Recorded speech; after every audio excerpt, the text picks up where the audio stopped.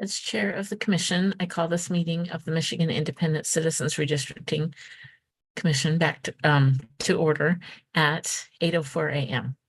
This Zoom webinar is live streamed on YouTube on the Michigan Independent Citizens Redistricting Commission YouTube channel.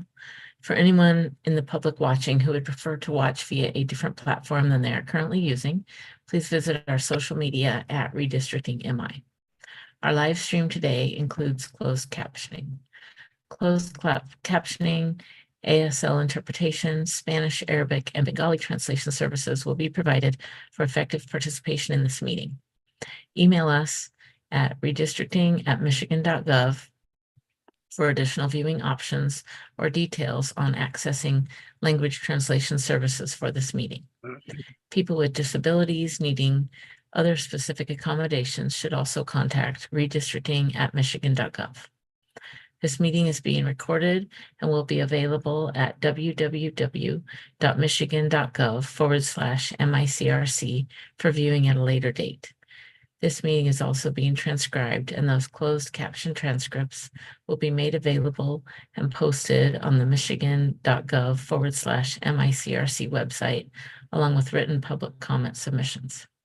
There is also a public comment portal that may be accessed by visiting michigan.gov/MICRC. Members of the media who may have questions before, during, or after the meeting should direct those questions to Edward Woods III, Executive Director for the Commission, at woodse3@michigan.gov or 517-331-6309. For the public watching and the public record, I will turn to Department of State staff to take note of the commissioners present. Good morning, commissioners. Please say present when I call your name. Please also disclose the location you are attending from by stating the city, township, or county. I will call on commissioners in alphabetical order, starting with Elaine Andrade. Present from Skokie, Illinois. Donna Callahan. Juanita Curry. Anthony Eade. Good morning, Ms. Reinhardt, and happy Election Day. Present, remotely attending from Detroit, Michigan. Brittany Kellum. Present and attending from Wayne County, Michigan. Rhonda Lang. Steve Lett. President, Lee County, Florida. Marcus Muldoon. Present, Carlton, Michigan. Cynthia Orton. Present, attending remotely from Battle Creek, Michigan. Rebecca Satella. Present, attending remotely from Wayne County, Michigan. Janice Follett. Present, attending from Highland Township, Michigan. Aaron Wagner. Richard Weiss. Present, attending remotely from Saginaw Township, Saginaw, Michigan. 9 commissioners are present and there is a quorum, and happy Election Day to you all. Thank you. As a reminder to the public watching, you can view the agenda at www.michigan.gov/MICRC. I would now entertain a motion to approve the agenda. So moved. Second. Okay, it's moved and seconded that we approve today's agenda. Is there any discussion on the topic? Seeing none, all in favor of approving today's agenda, raise your hand and say aye. Aye. Aye. Any opposed, raise your hand and say nay. The motion is approved and the agenda is adopted.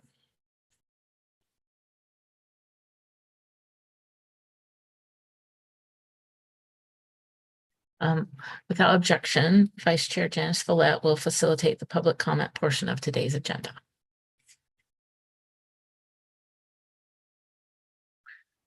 You're on mute, Janice.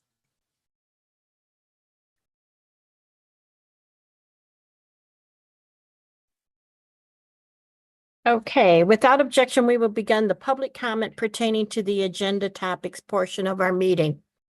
Hearing no objection, we will now proceed with the public comment. Individuals who have signed on and indicated they would like to provide live remote public commentary to the commission will now be allowed. I will call your name and our staff will unmute you. If you are on a computer, you will be prompted by the Zoom app to unmute your microphone and speak. If you are on the phone, a voice will say that the host wants you to speak and prompt you to press *6 to unmute. I will call on you by name or the last 4 digits of your phone number. Also, please note that if you experience technical or audio issues, or we do not hear from you in 3 to 5 seconds, we will move on to the next person in line and then return to you after they are done speaking. If your audio still does not work, you can email redistricting@michigan.gov and we will help you troubleshoot so you can participate during the next public comment period at a later meeting. You have 90 seconds to address the commission. Please conclude your remarks when you hear the timer.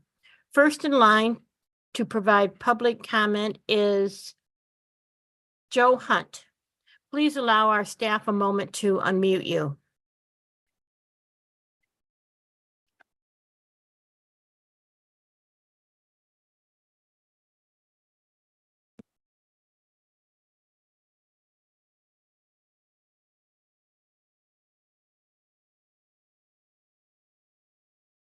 Mr. Hunt, if you can unmute yourself, you're free to address the commission.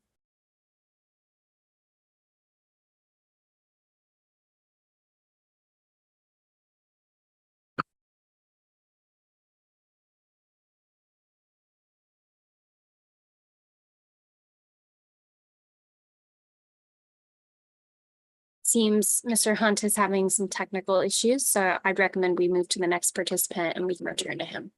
Okay. Next person is Anthony Scannell. Please allow our staff a moment to unmute you.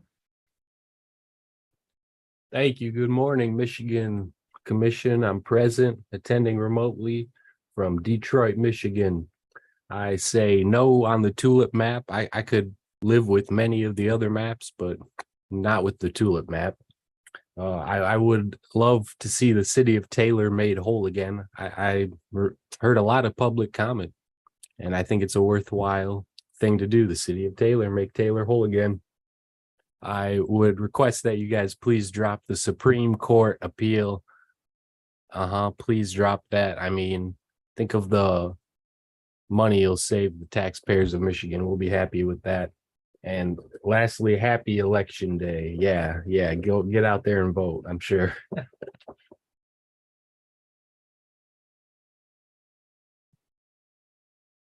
Thank you for addressing the commission. Next in line is James Gallant. Please allow our staff a moment to unmute you.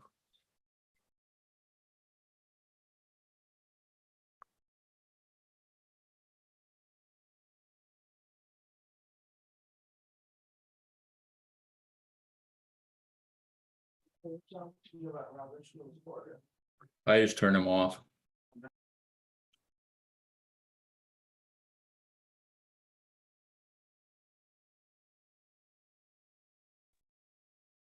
Hello, can you hear me?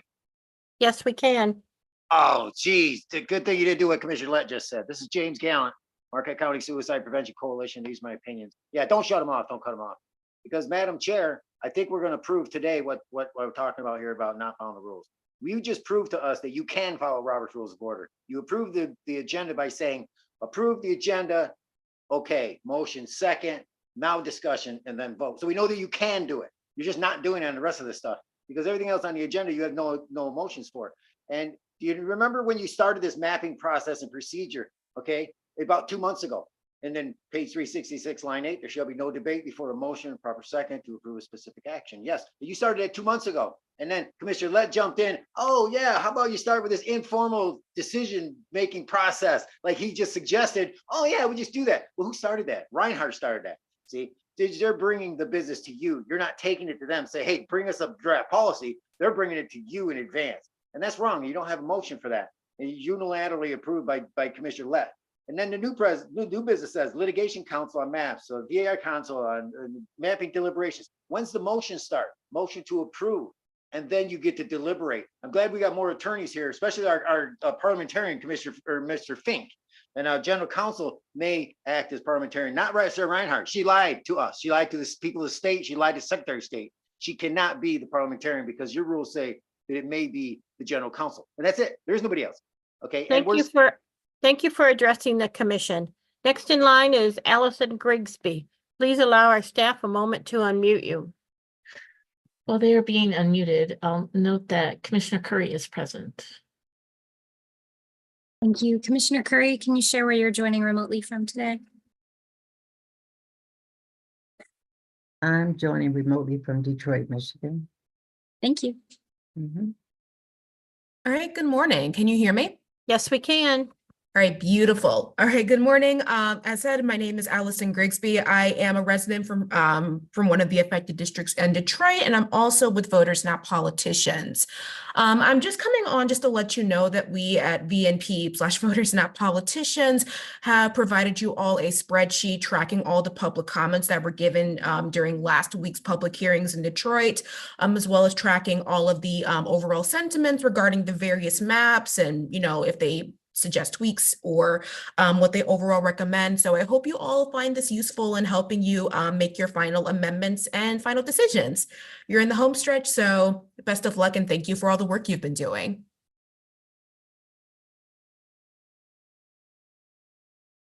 Thank you for addressing the commission. Next in line is Steve Walker. Please allow our staff a moment to unmute you.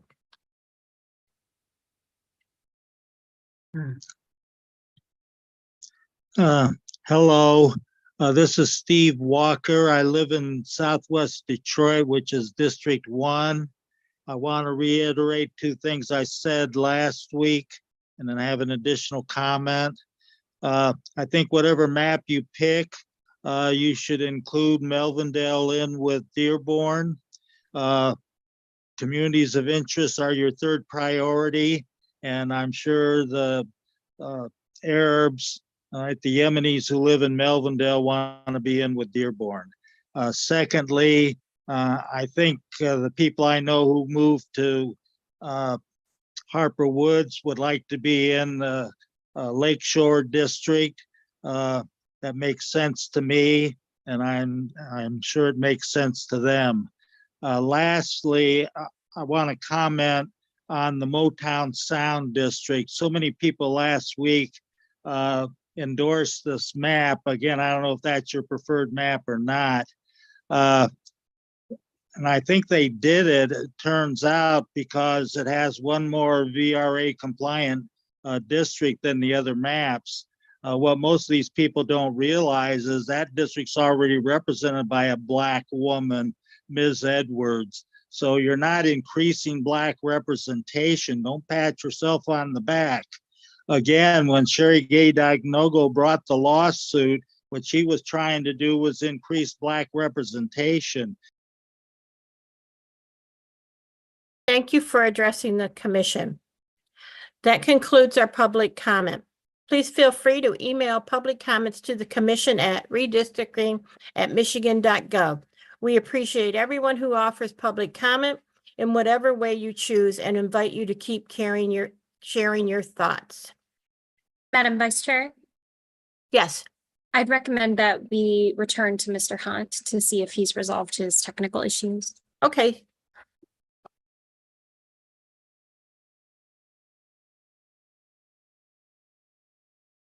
Mr. Hunt?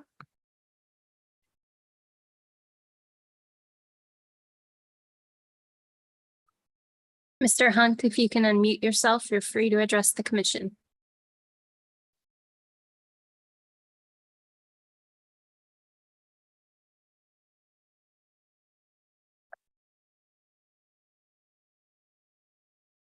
Okay, it looks like his technical issues have not been resolved. Okay. Okay, thank you very much. So we will move on to unfinished business 5A, mapping process and procedures. Without objection, I will ask Sarah Reinhardt to provide an overview of this item. Hearing no objections, please proceed, Ms. Reinhardt. Thank you very much. Give me just a moment to pull up the document.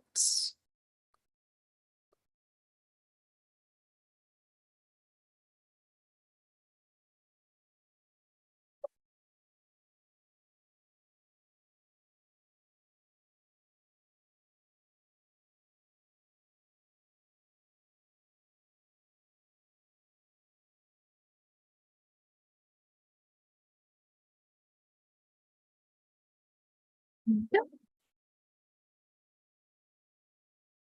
Oops, hold on. Sorry about that.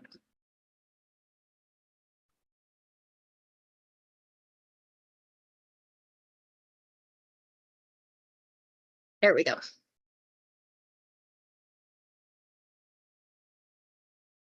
Okay, so I just wanted to briefly review the beginning part of this procedure for the selection of house maps, which was approved and adopted by the commission last week. I'll just be going through sort of the initial part here tonight or here this morning, excuse me, so that you all are aware of what you're likely to be doing today. And if you need me to review some of the later parts today, I'm happy to do that as well. So as you know, today marks the beginning of the selection process for which house map you would like to move forward to the district court. So what maps are up for consideration? Those are limited to the 10 draft proposed maps put forth for the public comment period, which ended on the 23rd, and which were viewed by the public during last week's hearings. And during the selection process, you all may modify draft proposed maps if the amendments stem from the public comment that you received during that period and during the hearings. So prior to these meetings, I hope that you had an opportunity to review all the maps and review all the public comment that you received and continue to receive. And then here is kind of the step-by-step of how this process will go. So what I'd imagine you all would get through today is doing an overview of the plan. So this includes reviewing each of the plans, talking through what you heard from members of the public, talking through what you may prefer or not prefer and why. And it's during this period here that you could vote to amend the maps as described in this section here. During the overview and discussion, the commission by majority vote of members present may vote to amend one or more draft proposed maps. And I believe that Mr. Morgan is present and Mr. Brace is present here today to help facilitate any adjustments or modifications that you would like to make. So after you're done making any adjustments to the maps, you would move on to the voting procedure. I don't anticipate that you'll get to that today, but if you do, I'm happy to bring this document back up and review the voting procedure at that time. So I will pause there. Are there any questions?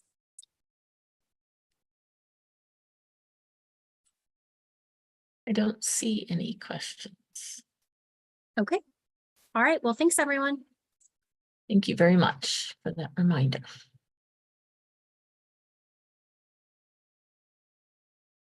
So next on the agenda is new business 6A, litigation counsel on maps. Without objection, I will ask litigation counsel Richard Riley and Patrick Lewis to facilitate this item. Hearing no objection, please proceed, Mr. Riley and Mr. Lewis. If I may interrupt for a moment, this is David Fink. Okay. Patrick, is Richard available also? Or I know there was some issue about your availability of both of you at the same time. Yes, Mr. Riley should be able to join us within the next 10 minutes. So happy to start the discussion and have him join us as necessary. Let me just ask briefly of the chair if you would prefer. I don't know. I'm not looking at the agenda right now, but is there another item that you can address for a minute or two so that Mr. Riley and Mr. Lewis can both be on at the same time? If not, Mr. Lewis is prepared to go forward. The next thing is the VRA council on the maps. So I don't know if we need to do them in this order. No, in that case, I guess, Patrick, you would think you best if you go forward now. Sure. I think we could start and then we can hear then the commission can hear VRA council's advice. I think that's more than fine. Okay. So well, good morning, everyone. I know it's been a a while since, it's been a moment, as they say, since we've last talked, and I just want to cover, three basic points here this morning. The first is I want to go through with you at a very high level the remedial framework. Most of this part you will have already heard. We'll then talk a little bit about logical outgrowth and the concept that you heard from the chair about being able to revise proposed plans to take into consideration the effect of public comment. And then there are a few litigation considerations that we'll also cover. So to begin with a discussion of the remedial framework, as the commission is aware, the court's finding was that race predominated the configuration of the districts that you all changed. The district court discussed the use of a racial target as a racial goal that dominated the process. I know that the commission, there is an appeal pending on that, but that was the court's finding, and that's what we have to focus on for purposes of the remedy. So the goal, of course, is to, when you're creating a remedial plan, is to comply with the Constitution, comply with the laws, and also to eliminate what, the violation the court found. In that case, that would be the racial goal. So the court directed us to modify, of course, the districts that were struck down and quote, any other districts is reasonably necessary to cure the unconstitutional racial gerrymanders. And that's what you've done. So we're going to want to, the court is going to be looking at the plan that this commission ultimately adopts, and that we will be defending principally through that lens. The court is going to be looking to see if the new plan does not have race as a predominant criteria, and that it is faithfully following the criteria under the Michigan Constitution. We know that we were instructed, the court in its order from January 5th, stop using the VRA as a proxy for race. I see Mr. Riley has joined us. Good morning. And so that is our primary, objective. The more that the courts are going to look at the direct, what we call the direct evidence, which will be the testimony before the commission. They'll look at statistical information and other data. And, so we saw some of this at the trial the first time around. You may see more of it, going forward. So with that in mind, I think the creation of your districts, how your districts were configured in these 10 plans, but we're looking to make sure that you are that these districts are going to be that you have changed of course, all 7 districts are changed. We've not repeated a district from the prior plan. And then, to put the commission in the best position, we'll want, that the commission should take into consideration, changes to other districts that are necessary, as well, to take us out of the realm of an accusation, for example, that we just made minor changes, but that the overall racial goal was preserved. I'm not commenting here on any specific map. This is just sort of general, again, the concept of general overview. I think in terms of, the next step, and we won't cover this too much. I know you're going to hear from VRA counsel here after us. But, the Supreme Court has talked about the need to sort of balance the competing hazards of liability between, racial gerrymandering and compliance with the Voting Rights Act. And so, and we know that, the plan has to comply with the VRA. It has to avoid racial vote dilution. The court has not addressed the VRA claim in this case. And again, I'll defer to my VRA counsel on that, or to the commission's VRA counsel on that particular point. But I think, we will be in a position to, defend the work of the commission, to the extent that you are, avoiding, racial vote dilution. I don't know, Richard, if you had anything you wanted to add on that. I would, definitely second that. I mean, we're as you know, the litigation counsel. And so our principal role here, although we do have done advising on the front end throughout the process in limited forms, we're here to defend what you do. Because of the court's order, the litigation counsel and the VRA counsel worked separately. So we didn't know what Mark Braden was going to advise or anything like that. We saw some of the public presentation with everybody else. I can say on the litigation end that we stand in a solid position to defend what you have. We know that the court wanted VRA compliance to be by reference to primaries and not to general elections. The court did not think that general election information was informative. So you have a primary analysis. It's looking at turnout, actual turnout in primaries. And so on the litigation end, I feel good about defending that. We don't know for sure what's going to work. We do know that the court has taken a dim view of racial predominance for any reason, including VRA compliance. We're not entirely sure where it's going to come out on that, but I feel like you're positioned well based on the advice that you have. So we feel good about defending that in the coming weeks. Thank you very much. And I think just sort of turning, looking at the Supreme Court has talked about the competing hazards. It's talked about the tug of war between the Voting Rights Act and racial gerrymandering. To add to that mix, I would just bring up the fact that your plan, of course, still has to comply with the Michigan constitutional criteria, except to the extent that that would explicitly conflict with a principle of federal law. And so I think, and I don't know that I've heard anything in the record to suggest that such an express conflict exists. But I would just point out that, and I think, the commission is rightfully focused on the other criteria, including community of interest, including partisan fairness, neither advantaging nor disadvantaging an incumbent or candidate, the preservation of town and city lines and compactness in that order of precedence. Do keep that in mind as you're considering these plans and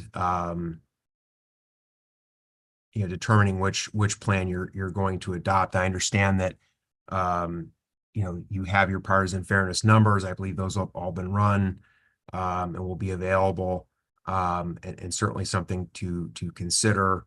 I happen to notice I haven't seen the most recent version of it, but at the time of publication, I looked at them and without passing judgment on any particular plan, I did notice as a general principle that your partisan fairness numbers were fairly consistent with the plan that had been adopted, that the Hickory plan overall. And I think that's certainly a good place to start. Talking very quickly here, you're going to be making a decision. You're going to be picking over the next few days one of these 10 plans, either with or without a modification. Just a few things to keep in mind.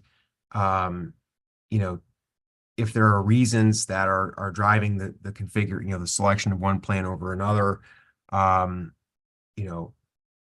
say what those are. I think just make sure you're discussing the reasons for your, why you're making the decisions that you're making.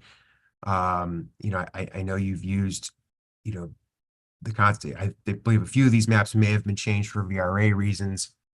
Make sure that you are, prior to publication, that you've got a record of what you changed and why, so that it's very clear for all of us, and it'll help us as litigation counsel to explain and defend your work to the court. I know the court will be very interested in the reasons underlying, why the plans were configured the way the plan was configured the way it was, what made you select one map over another, the role of public comment. I know the court was very focused on making sure that the commission had opportunity to receive public comment. So those, I think, are just sort of the main points. Richard, I don't know if you had anything to add on that as well. No, but we do have a question from Commissioner Satella. Yeah. Commissioner Satella. Good morning, Mr. Lewis. Morning. So just listening to what you said, I have a concern. So as you know, I'm an attorney, and the court's order had made a holding that the commission in general, as to its Detroit area districts, used racial targets and that race predominated in the drawing of our districts. However, there were only 7 House districts that were still alive and being challenged at the time of the court's ruling. And so the court issued that order that you just read, which was directing us to fix the 7 districts that were specifically identified and considered in the court's ruling. And then they also had that language about and other districts as reasonably necessary to cure, whatever the exact language is, cure the unconstitutional racial gerrymander. Despite that language, our general counsel advised us when we were drawing that we should only change the 7 districts that the court identified, and that we should limit any changes to any other districts as part of that drawing. And my concern with this, and this is something I've raised multiple times, is there's actually 4 other districts in Wayne County that are also racial gerrymanders. That would be 16, 17, 18, and 26. Each one of those districts we do with a racial target. 16 and 17 include parts of West Detroit that reach across Redford into Livonia. And they were specifically drawn that way because we were trying to reduce the Black voting age population in 16 and 17. The same thing is true for District 18, which is Southfield. The Black population in Southfield is about 64%. And so we stretched that district across Southfield into Farmington, once again, to add white population to reduce the percentage of Black voters in that District 18. And then we did the same thing in District 26. Now, I've advocated that we need to change each one of those districts as well in all of our maps. However, none of them have been changed except in my independent map. So 9 out of the 10 collaborative maps that we have all leave those districts largely intact. And based on the comments that you just made, and maybe I'm misunderstanding you, it sounds like that potentially could be a problem that needs to be addressed. So I'd like you to weigh in on that, because I know the position the commission has taken has very much been that we're focusing on these 7 districts and trying to make minimal changes to other districts and not addressing those 4 districts, 16, 17, 18, and 26. And the comment that was made by general counsel was that they're still legal, and if someone wants to sue us over them, then they can sue us over them. That's a paraphrase, obviously, but that was generally the gist of what we were told. So I would really like your feedback on that. That's, I think a good question. I think it's a difficult question. And I think it gets into some degree of uncertainty, which is something that as litigators, lawyers, and as a body subject to competing types of law, that we just have to live with.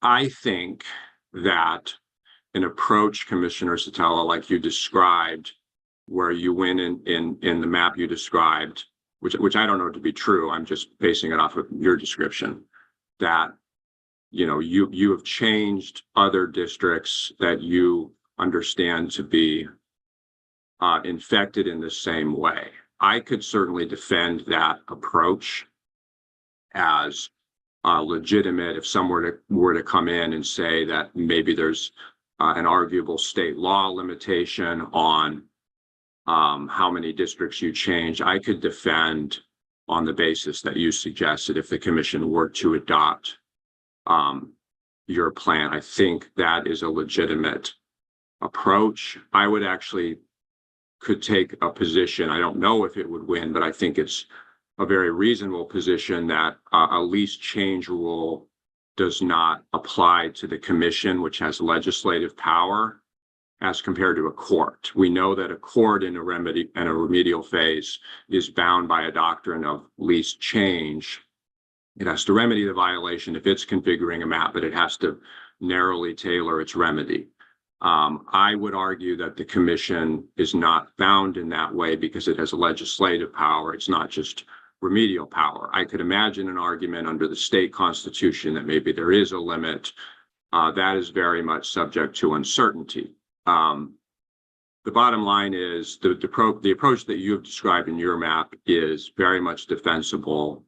We're not here to weigh in on whose map gets picked, et cetera, but I don't think the commission would need to not vote for the map you described on that basis. On the other hand, I do not think that the approach that you described is strictly necessary, certainly not for the remedy phase here. The court's jurisdiction is limited to the districts that it has adjudicated, where the plaintiffs had standing and so forth. And there's not a record built out in the way that you described. I certainly don't know those facts that you described to be true. So I think we could also defend an approach that's different from what you described. So I don't necessarily think that the commission is bound to take the approach that you have suggested. I think that it can weigh both approaches. I do think it's fair. I mean, the point you make about future lawsuits down the road, I think is certainly fair. It's something the commission could weigh. But of course, bearing in mind that future lawsuits down the road could take many forms and say many different types of things. And so it's difficult to predict. So I know that's maybe not the most helpful answer that you would hope for, but we're here to defend what you all do. And I'm comfortable taking a position either way on the issue that you've taken in court. Does that help? Yeah, that is helpful. Thank you very much. Okay. Are there any other questions? And I just want to note that I don't think it has been noted that Aaron Wagner joined the meeting. All right. Well, I think we have a few other topics. I think we can cover the just some considerations if the commission chooses to modify any of its existing plans. We could talk about that. And there's a few other there's a litigation point that we want to raise at the end. So very briefly, I think Commissioner Orton described the rule that allows for the rule of proceeding that governs the activities in the next few days, that allows for modification of existing plans, proposed plans, to take into account public feedback. So the Michigan Constitution, we have a memo that sort of lays this out in depth from a few years ago, but at a very high level, we believe it is defensible under the Michigan Constitution to take a position that when you've published these plans, you've received this public comment. If there are changes to a proposed plan that are the logical outgrowth of those public comments, that the commission has the ability to revise the plan to take that into consideration. That should be done in a limited way. I think to wholesale rewrite a plan is, I think, would exceed what courts have generally allowed under this logical outgrowth theory. This, by the way, comes from federal administrative law principles. When federal agencies will create, or state agencies will create a rule, they'll receive public comment. They may revise the rule to take into consideration public comment. It's a very similar concept. I think if we're going to go down that road, I think it's certainly something that, as we articulated in our memorandum from a few years ago, we think that is within the commission's power. We think that is not only within the commission's power, we think that's fairly consistent with the district court's remedial order, which not only required public comment, but prescribed specific public hearings to receive that comment. I think the court would welcome us taking that into consideration, including if it requires some modifications to a plan. As just a few ideas in terms of considerations if the commission were to choose to modify a plan. As mentioned, I think, limiting, the scope of those changes to those reasonably necessary to implement that public feedback, I think is helpful. If you're changing, enormous quantities of districts in the plan, that's going to be harder to defend. The more limited the comments, the better. The more limited the basis of change, the better, so that you're tailoring changes to adapt to public feedback. I think it's harder the more that it looks like the changes are so broad that that they're being used essentially to create a completely new plan. To the extent that changes are being made, we do recommend that, and I think you're going to do it, but to document the reason why, to say, we're making these changes. We've received a lot of public feedback that says X and Y, and on that basis, we intend to make this change. As your litigation counsel, when we go to court to explain this to the court, to defend it against any challenge, it will be important to have that record so everyone understands clearly the basis for the commission's decision making. In terms of a permissible basis, I think the Michigan constitutional criteria should be your guide. Communities of interest, partisan fairness, the other criteria are good reasons to follow that kind of a plan. I think, in terms of anything that would be more problematic would be, of course, if you're making, to the extent that a change would introduce at scale a racial goal of some kind. I don't know that that's true, but that's something to take into consideration. That will be considered as part of the court's review. So Richard, I don't know if you had anything to add on logical outgrowth. Just a couple points to fine tune. It's our position, and it has been for some time, that the prerogative to make changes based on comments is implicit in the structure of the Michigan Constitution. When a legal document provides for a public comment period, it is generally assumed that the body that entertains those comments can actually listen to them and implement them. It would make little sense for the Michigan Constitution to provide for a 45-day comment period and then tell the commission that it's barred from doing much on that basis. It's not entirely clear. The court has never said this. This is a position, as Mr. Lewis said, that is based on a backdrop, not only of federal law, but also of state law. In the administrative procedure context, the ratification history of the Constitution in Michigan suggests that administrative procedure concepts informed this section of the Constitution. So we feel, and we've always felt, that the commission has a very strong basis to listen to comments and make tailored changes to plans based on that comment. The limiting principle is that it has to be within the purpose of the public comment period. And of course, you could imagine a scenario where a map was so thoroughly changed that it could be fairly said that it hadn't been presented at public comment, and that would undermine the purpose of the public comment period. So, as Mr. Lewis said, you want to be clear about the changes, you want to tailor those changes. And I think a critical point here is what Mr. Lewis said at the end. You want to make sure that changes are not undermining the plan on the basis of other criteria. That could, one might imagine a scenario where ripple effects took up an ostensibly performing opportunity district under the Voting Rights Act and compromised its status as that.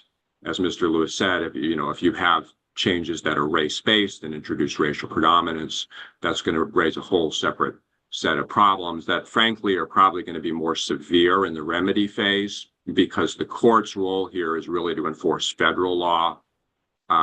We would likely take the position at the remedial phase that the federal court lacks the power to enforce the state constitution's some type of logical outgrowth doctrine, that it wouldn't be the right forum for that. I'm not sure we would win, but I think we have a compelling basis to argue that.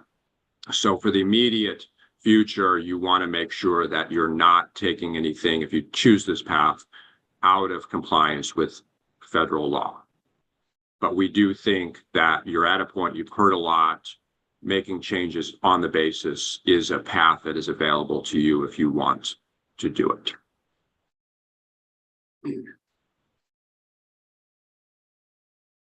And you're on mute, Mr. Lewis. I'm the first one today who spoke on mute, so I've done my best for today. But I agree with those comments, and I think the last one would be if you are going to make changes, we would recommend before the vote, the final vote, that the map as revised have all of your numbers run on it, have your partisan fairness numbers run on it, have your all of your criteria run. If there's a Voting Rights Act analysis, have that run, just to check your work on the modification and to make sure that it's fairly implementing your intent, and that the resulting plan is still fits your goals and doesn't undermine a goal that perhaps you didn't realize it was doing at the time that you entered those changes. I suspect that was in the cards, but I just wanted to make sure we said that explicitly. And are there any questions? I'm looking for hands. I'm not seeing them. Any questions for them? So we just have one last point that ties into the ongoing litigation strategy. It's minor, but we feel that it is our obligation to mention that there is an interplay between the enactment of a remedial map by the Commission and the outstanding appeal in the U.S. Supreme Court that you should consider. As has been our position all along, we're not here to make a specific recommendation. We're here to put out something that you need to consider, a specific risk that you should just weigh in your judgment to decide how to handle it. And the risk at issue is that once you pass a new plan, as I said before, that plan is enacted by your legislative power. It stands on a different legal footing than a court-ordered plan, which stands on a remedial, equitable authority. You are the legislature of Michigan with respect to the redistricting function. And so when you act to adopt a new plan, it is likely to have the status of legislation of Michigan. And what that might mean as to the House plan, potentially, is that the new plan would moot the appeal as to the House plan. And the same issue will arise down the road as to the Senate plan. New legislation, the argument will go, has replaced the legislation that was enjoined by the court in the relevant part. And so an appeal couldn't grant the Commission relief because in all events, the state would stick to the new plan. And therefore, for the Supreme Court to weigh in on the injunction would be an advisory opinion, which it lacks jurisdiction to do. Now, there are uncertainties surrounding that analysis. There are different arguments that I could make, and I'm not going to go through all of that here because it's not your priority today. What I will tell you, and the reason I'm raising this, is that the tried and true method of avoiding this problem, if you want to avoid this problem, is an approach that the Supreme Court approved a couple of decades ago, where a legislature made the new plan contingent on the continuing validity of the injunction. To be precise, what the legislature in that case said, and many legislatures since then have done this, is they adopted by resolution as part of the legislative package language that said this new plan that we are enacting today is valid and will govern elections unless the judgment or injunction of the federal court in the lawsuit that precipitated the remedial phase is reversed, vacated, or otherwise disturbed in any way, in which case the state will automatically revert back to the prior plan. And we know from Supreme Court precedent that that approach avoids the mootness problem. It's an approach, you certainly don't have to do it, but it's an approach where if that was something you were very concerned about avoiding, you would have the option to do that.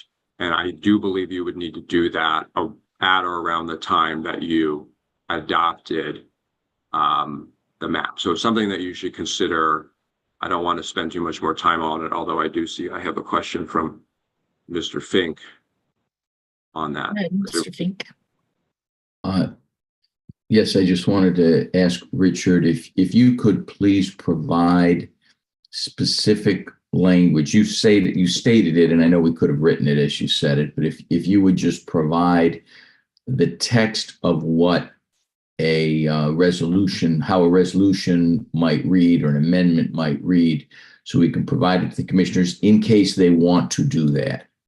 In other words, and to be clear, what I'm hearing you say is if the commission believes that the new maps are, a majority of the commission believes that the new map that they adopt is preferable to Hickory, then there'd be no need to do that. But if the commission believes that they still would prefer the original Hickory map, they're going to have to say so in that language that you described. Otherwise, the appeal may be mooted and there's no point in going forward with it. Did I get that right? I think you did. It's a policy judgment. It's not the lawyer's job to make those judgments. It's the commission's job to identify its preferred choice. The other note that I should have said earlier that just came to mind is that this will not be a problem, very likely, if the court were also to reject the new map that you are about to promulgate, because then obviously the commission is still injured and appeal would still do it good. That wouldn't be moot. So we're addressing the scenario where you have a new map, a new house map. The court declines to enjoin it at the remedy phase. It approves it, as we say. And then the commission still wants to prosecute the appeal. It still wants to try to revert back to Hickory. It should express that now. We will provide the language to the general counsel today to circulate, but it's a policy choice for the commission. It's not a choice for the lawyers. Commissioner E. I'm just wondering where does the interplay with that issue come in if what the court ends up doing is picking the special master's map? That's a good question. It is what I just said. If the court rejects your map, which would really have to be accomplished through a new injunction, in our position, you wouldn't have this problem, right? So in your hypothetical, you pass a map, it goes before the court rejects that map, and it decides to impose in its equitable powers the special master drawn map for the 2024 elections. Then your appeal that you have pending now would certainly not be moot. And in addition, you would also have a right of appeal as to that second injunction. And I will just state, it is our position, I believe this is very strongly supported in precedent, that the federal district court cannot just pick the special master's map. Your map, once you adopt it, will be the legislation of the state that carries the presumption of validity, and it has to be affirmatively enjoined before the court can adopt another map, a special master's map or a litigant's map or any other map as a remedy. So we are describing here a scenario only if your new map makes it through this next round of litigation in the remedial phase. Does that answer your question, Commissioner? Kind of. Do we have to pass that type of resolution in anticipation? Because we don't know yet what the court's going to do. You see what I'm saying? So I'm wondering what the answer is, or can we wait until the court decides which map they're going to use and then go about passing that type of resolution? I think you would be safest to do it in anticipation. I'm not going to say you couldn't do it down the road. I've never seen it done many weeks down the road, and it would raise some uncertainties. I'm not going to say it would be indefensible, but usually that happens kind of up front. And again, I think that Mr. Fink put it in the right way. A lot of it just comes down to whether the commission actually prefers its new map to Hickory, or whether, notwithstanding all the work that you've done, you still prefer Hickory and want to go back to that. And that's obviously the commission's choice, not our choice. Any other questions?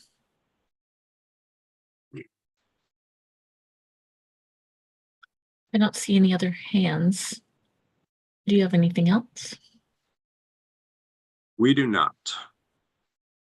Okay, thank you very much. Thank you, and we look forward to defending whatever it is that you pass. Thank you. Okay, so next on the agenda is new business 6B, VRA Council on Maps. Without objection, I will ask Mr. Braden to facilitate this item. Hearing no objection, please proceed, Mr. Braden. Good morning. I'll do something strange.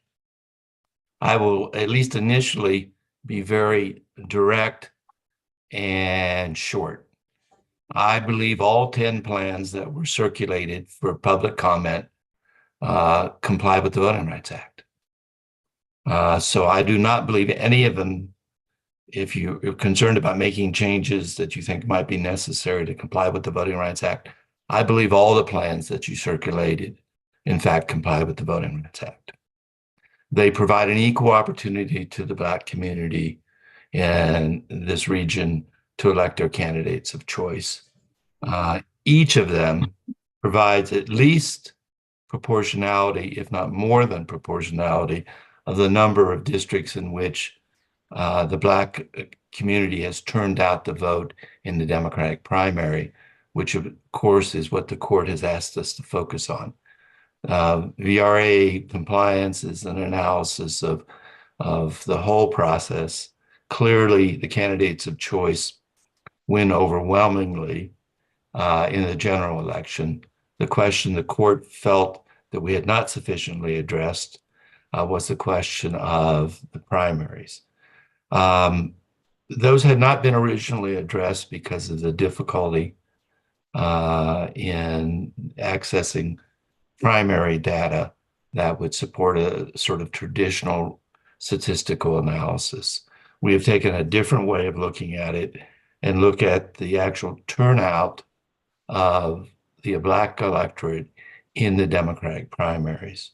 So all the plans provide for more than proportionality of Democratic primaries in which the Black turnout actually is a majority. Based upon that, it seemed to me that abundantly clear that's an equal opportunity to elect their candidates of choice if they are the Black community is the majority of the electorate showing up to vote. That, of course, does not mean, in none of this analysis, no matter what anyone says to you, means that particular candidates are going to win or lose. That's what you have elections for. So I won't predict how many will be won by which choices of which communities, or even if you can identify which choices of which communities, because they tend to, and have traditionally, looking at your data, there have been a variety of individuals who have significant support in minority communities, but are not necessarily the majority support of the minority community. Sometimes there's not. So based upon that, we can wade into the details if you desire, but I'm confident and I believe all these plans are in compliance. Okay, I see a hand by Sarah Reinhardt. I just wanted to note for the record that Commissioner Lang joined at 8:42 a.m. Commissioner Lang, can you share where you're joining remotely from? Attending from Osceola County, Michigan. Thank you. Thank you. So are there any questions for Mr. Braden?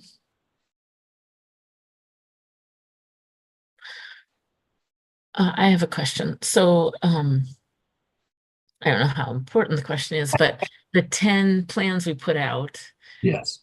I think 5 of those or approximately were plans before we made any changes for VRA. And so they had much lower Yes. numbers, but you still think any of those I believe the 5 plans that we made the changes. Here, let me look at it a different way. And we've created some charts. I don't know if they're available or not right now, but basically we have plans that create 11, 12, and 13 districts where the percentage of the primary vote is majority Black. So in the area we're looking at, so that approximately 25% of the Black voting age population, 25% of the population is Black. So based upon that, you're looking at more than proportionality representation in the Democratic primary process. So you're looking at, when you have 11 districts, you're basically, that's 28% of the districts having a Black majority in the primary. If you have 12 districts, you're talking about 30, let me look at the number here, 34%. And if you're 30%. And if you're 13, 33%. So it's clear that all of those provide an equal opportunity to the Black community to elect their candidates of choice, because they have more than the number of districts of which they would be the sort of proportional representation numbers. So if you look at it, it's not, again, I'm not going through the long presentation I did a week ago. I'm happy to go back through it. But assuming as I do that these districts are reasonably configured, all the districts that show 11, 12, or 13 are in compliance with the Voting Rights Act. And I personally don't believe that there's a valid argument that if you're talking about a plan that provides proportionality, roughly proportionality, or greater than proportionality, that can be a violation of the Voting Rights Act. Okay, thank you. I see Sarah Reinhardt's hand again. Hi, apologies. I just wanted to note for the record that Commissioner Wagner also joined at 8:30 a.m. Commissioner Wagner, can you share where you're attending remotely from? Remotely attending from Eaton Township, Michigan. Thank you. You're welcome. Thank you. Are there any other questions for Mr. Braden? I will make one observation. If you make additional tweaks, to use my favorite word here, but I think that's basically is reflected in some of the conversations that you heard from litigation counsel. Modest changes, if you make additional modest changes in the plans, they're unlikely to change these numbers, but it'd probably be worthwhile to have Dr. Palmer run them again. But assuming as when we went from the race blind drawn plans to very minor modifications of those, if you're talking about sort of the same level of changes, they're very unlikely to change these numbers. Again, 11 and 12 are roughly proportional. Actually, 13, I think, gets to a size of difference that's slightly more than proportional. So I just don't think there are voting rights claims available against those plans. Thank you, Mr. Fink. Yes, I just wanted to say that based on what litigation counsel has indicated, Mr. Braden has graciously said you might want to review VRA compliance. To be clear, whatever plans you expect to be voting on tomorrow should be reviewed for VRA compliance, if at all possible. And I know that Mr. Braden has gone to some trouble to create a situation in which it's possible for us to do that. So no matter how small the tweaks are, I would strongly recommend that we still do that VRA check before your final vote. That I think that is an excellent observation. It won't take that, should not take that long to do. I am assuming that we're really talking about a precinct here or a precinct there. Well, precinct here means a precinct there. We're all now experienced enough in redistricting to know that. But obviously, the smaller the changes, the less likely it is to make any impact upon these analyses. Okay, thank you. Anything else from Mr. Braden? I don't see anything. Thank you very much. My pleasure. It only goes to show the less you talk, the fewer questions you get, which is, I don't know whether that's good or bad, but I'm hoping it's good. Thank you. You will still be around if we have questions as we go. Is that true? I have a comfortable chair, well, semi-comfortable chair here, so I'm not going anywhere. Thank you. Except I might walk out of the room and get a cup of coffee, but other than that, I'm not going anywhere. Okay, we'll allow that. Okay, so next on our agenda is new business 6C, mapping deliberations. Without objection, I'll facilitate this item. Hearing no objection, I'm not sure how we want to proceed in this, but if anyone has any tweaks that they would like to try or talk about, I know I saw John Morgan here and Mr. Brace, so I think now would be the time to try those changes or talk about those changes. Does anyone have anything? Anthony? Well, what I heard from our public hearings over the past 2 weeks was that most people preferred Motown Sound, but with some minor changes. A lot of people spoke out about the Melvindale area, so we can take this time to see if we can modify that area. Okay. Commissioner Zatello. Ideas. Yeah, I was just gonna say on the Melvindale, we did have some people saying they wanted it put with Dearborn, but we had people from Melvindale also saying that they did not want to be put with Dearborn. They wanted to be put with Lincoln Park and Allen Park, which, having grown up in that area, honestly makes more sense to me. But I think maybe we should have a discussion about whether we want to make that change before we start making it. So if this helps, over the weekend, I worked a little bit to try to see how that would work. And I came up with like 3 different options. Maybe I could have Mr. Morgan just kind of show those just as a starting point, and then people can see if they like any of those. I think maybe we won't like those, but anyway, it'll show if you move Melvindale, other parts that would have to be moved. So unless there's objection, Mr. Morgan, would you share that? I think the first one I called Motown M1. Okay, did you want to start with Motown Sound with no changes to look at that, or do you want to just go directly to the changes? Sure, that's a good idea. Motown Sound as it is. Okay, just a moment. I have to locate that original map.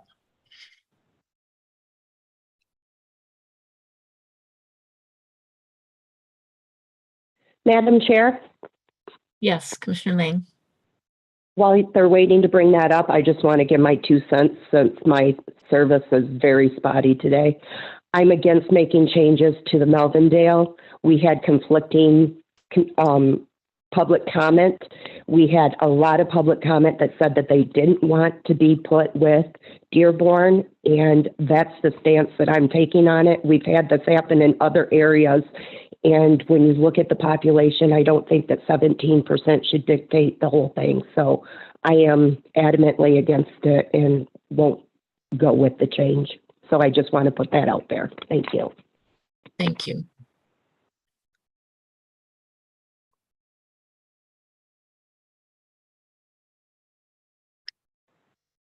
Okay, I will share my screen here.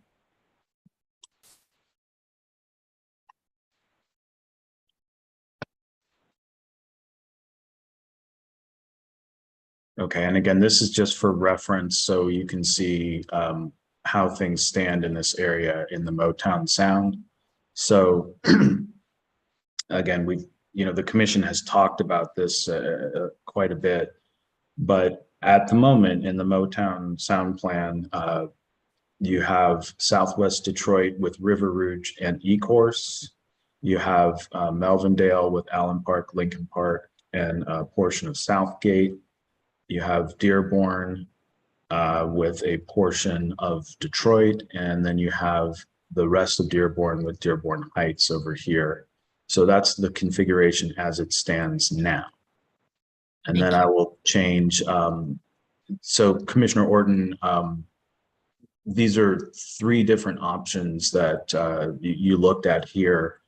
So the first one, I believe, is going to be a straight 2-district swap of putting Melvindale in 3 and making adjustments of taking a portion of Dearborn out.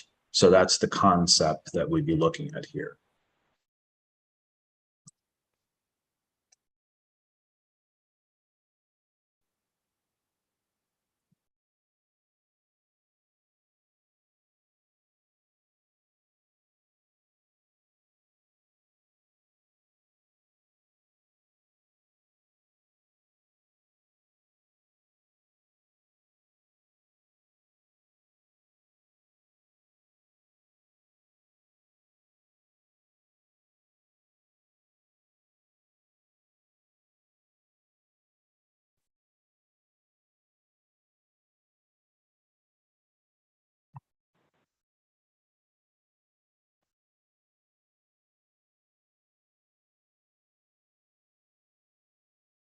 Okay, so this is, let's see, so we're looking at District 2 and 3 only, and they're both within population here.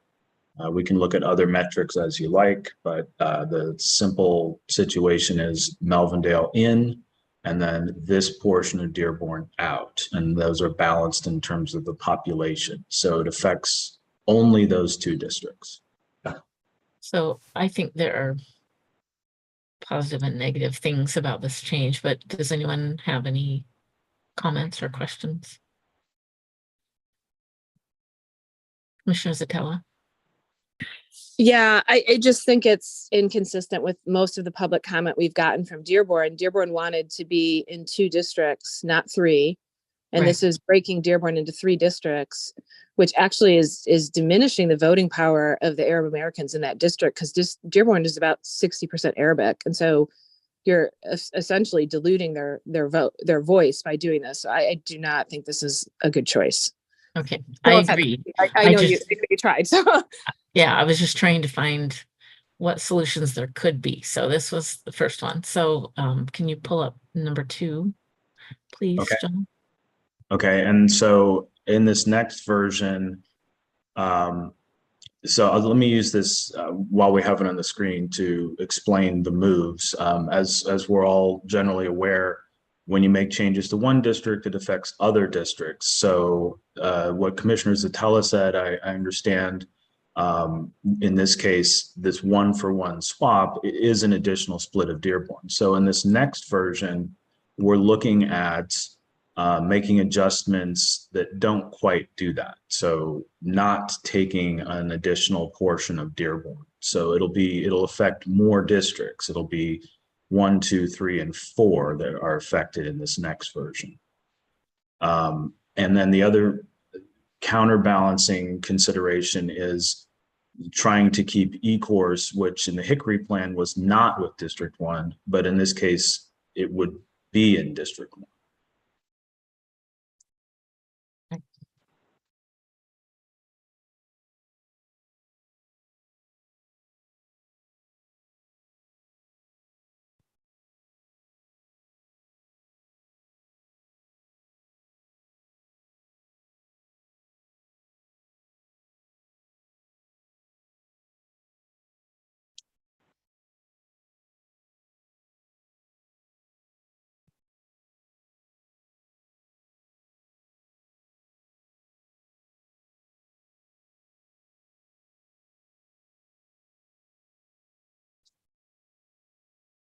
Okay, so in this scenario, sorry, did Commissioner Zatella have another comment? no, I just saw my hand was still raised, so I was trying to lower it. Got it. Thank you. Okay, so in this case, the population circle is a little different, where Melvindale goes in, which is the first move, but none of Dearborn comes out. So this is the municipal boundary of Dearborn up here, and there is a split between 15 and 3. So this is generally accomplished by taking away this portion of Detroit from District 3 and putting it into District 4. So again, we understand, so 3 would be overpopulated. So it sheds from 3 to 4, then 4 sheds to 1. And then this portion here is Detroit.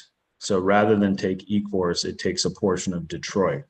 And that accomplishes the idea of not having an additional split in Dearborn. It does introduce a split here in Detroit. And then I will point out one thing that has been discussed before regarding District 4. So in this configuration where this portion was added to District 4, it does also have the effect of lowering the Black population a little bit. I'd have to get the numbers precisely, but it definitely does move in that direction. So again, it keeps E-course River Rouge with 1. It does change the makeup of 1. So we want to potentially look at that. And then this is the configuration. Okay, Commissioner Zatella, you have another comment? So I have a couple of concerns with this. One, you're splitting up the Latin American community of interest in 1 that we were trying to keep together. 2, you're then taking, I mean, the entire reason for this redraw is to protect Black voters in Detroit. And so you're taking this little sliver of Detroit and putting it into a predominantly white district where those voters are no longer going to have really any say in elections, and they're not going to be able to pick their candidates of choice. So I think you're kind of reduplicating the problem that we're trying to fix. And again, that is to prioritize a different community of interest, which is lower on the ranking than the Voting Rights Act. Right. We're just trying to come up with possible options because there's always competing interests. Commissioner Eid? Yeah, I disagree with what was just said. I like this quite a bit. I think it does a lot of very positive things. The number one thing that I think we heard in the past 2 weeks was to add Melvindale to District 3.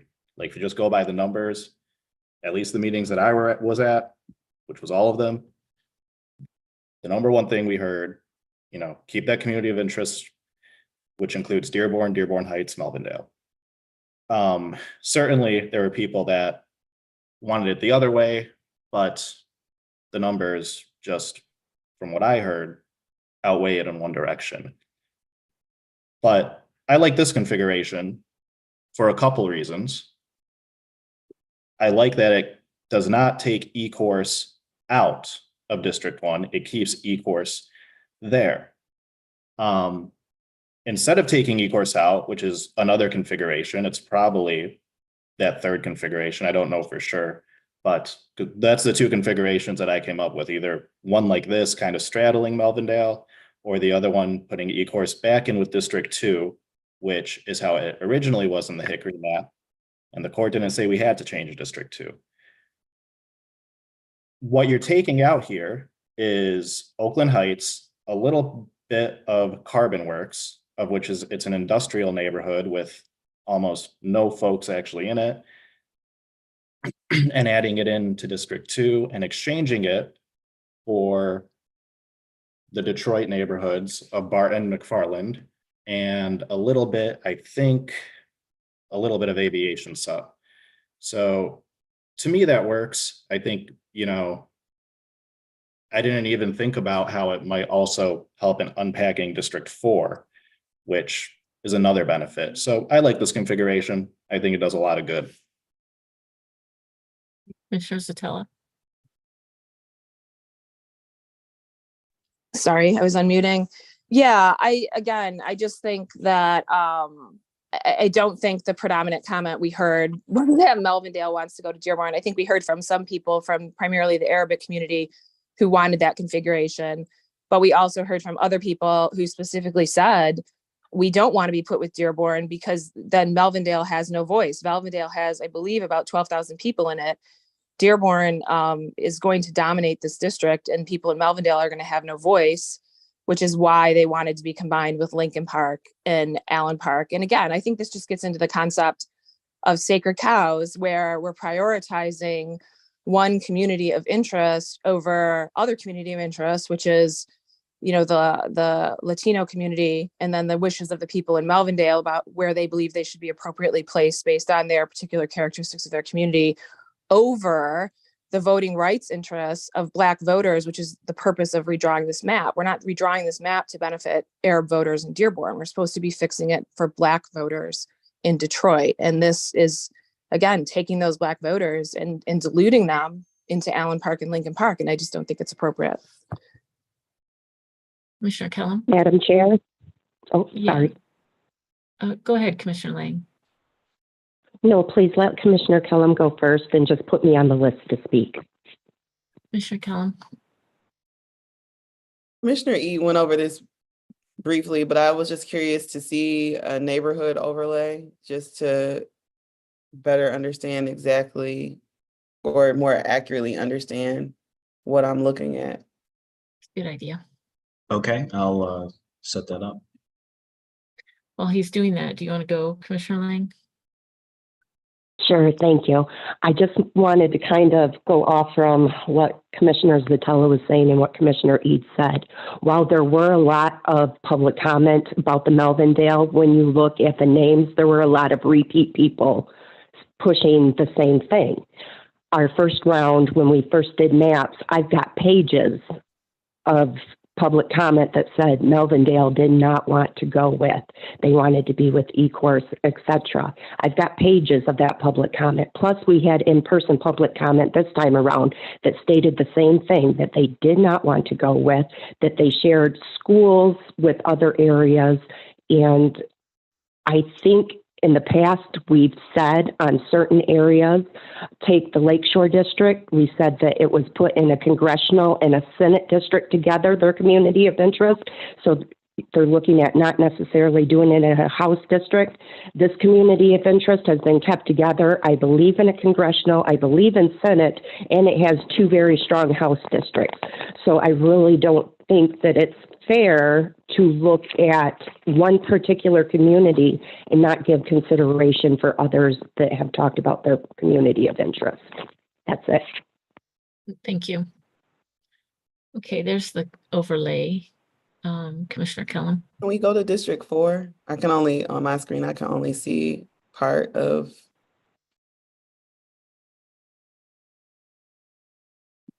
Okay, just a moment here.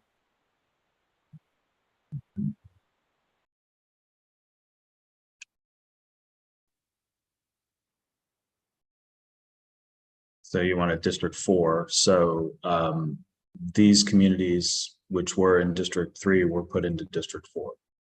So Warren Avenue, Gardendale, Fiskhorn, sorry. Fiskhorn, yeah, it's okay. No, really, it's funny. Actually, the letters are Yeah, okay. It's a new neighborhood. it wasn't just you. There you go. Okay. Oh, I have a question just about the map, which I didn't notice before. Over on the left of District 4, is that just a color difference? Yeah, this there? is the Okay. Rouge Park. And, Oh, right. So the it's a green okay. on purple. Got it. It just Yeah. looked strange. Commissioner Steele, your hand is up. I don't know if it's still up or Oh, again. sorry. I can't see well on my phone when it's still up. Is it down It's now? down. Yes. Okay, thank you.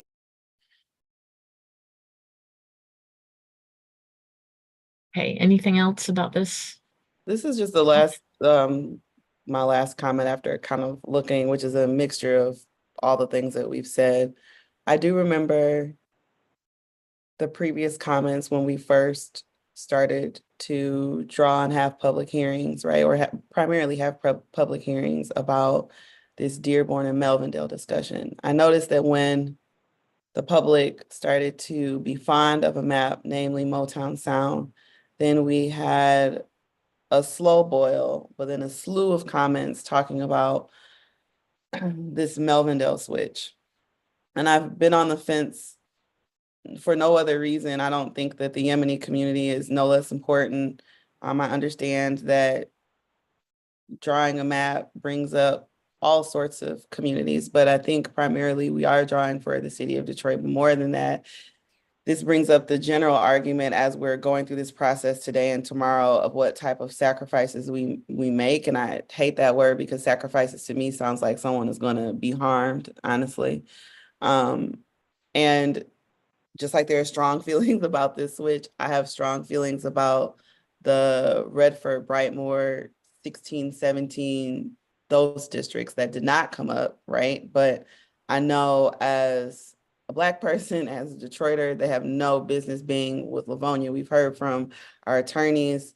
It was something that I was also going to raise earlier. So I bring up District 16 and 17 because here we are considering a switch that I agree got a lot of voice and got a lot of public feedback. I think our hard job as a commission is how do we champion voices that might have all sorts of reasons why we didn't hear a lot of, which are Black citizens and Black community, and make that decision based upon, districts and demographics and all that stuff. Because to be honest, we're here considering Melvindale because in the past week, that's all we've heard about. So it's almost, it's in our consciousness, it's now relevant. So just kind of putting that out there loosely. Yeah, I totally agree with those comments. I just thought since we heard so much, just give it a little try. I would love it. I'm sure all of us would love it if we could accommodate everybody and every group, but obviously there's competing interests. So anyway, there's one more option, which is not a good option, but it was the only other way I could figure. Commissioner Orton, I'd also say that I appreciate this because you did make the effort. And I think it's a good effort. I don't think it was a bad idea because it makes sense. I was interested to see how this happened. I think it's hard when, you might not have everyone like helping you to do something. So I don't want you to feel the pressure of thinking that, oh, it just didn't work out. I think you're You never trying to know be till you efficient. try. Yeah, I think that's important.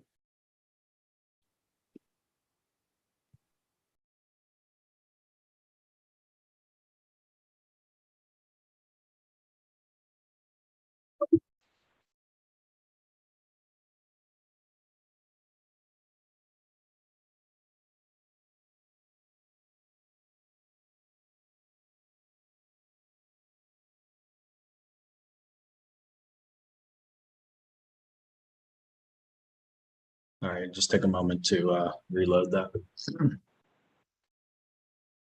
So in this version, again, with the competing pressure of keeping River Rouge and Ecorse together, in this plan, they stay together, but in District 2.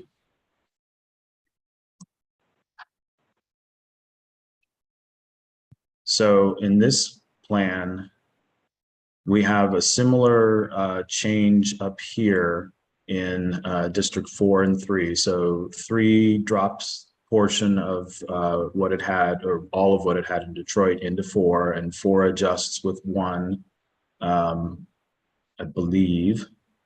Yeah, that's right. And then 1 drops River Rouge and Ecorse to District 2.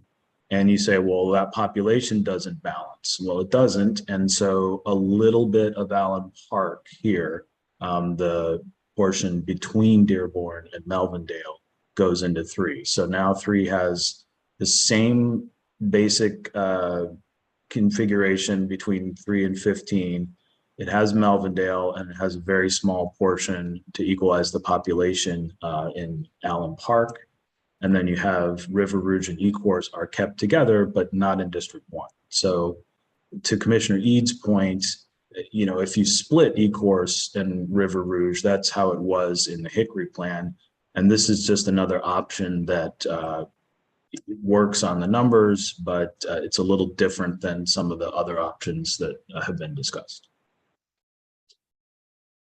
So I think, like, I was trying to keep River Rouge and Ecorse together.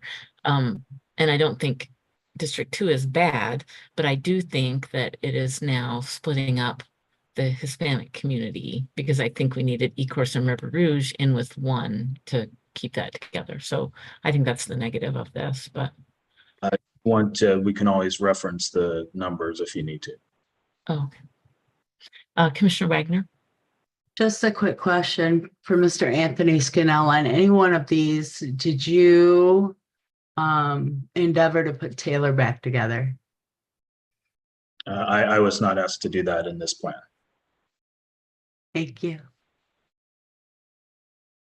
I actually did look at that, but I don't think anyone would be happy with what happened. So I wasn't going to present any of that. Commissioner Zatella?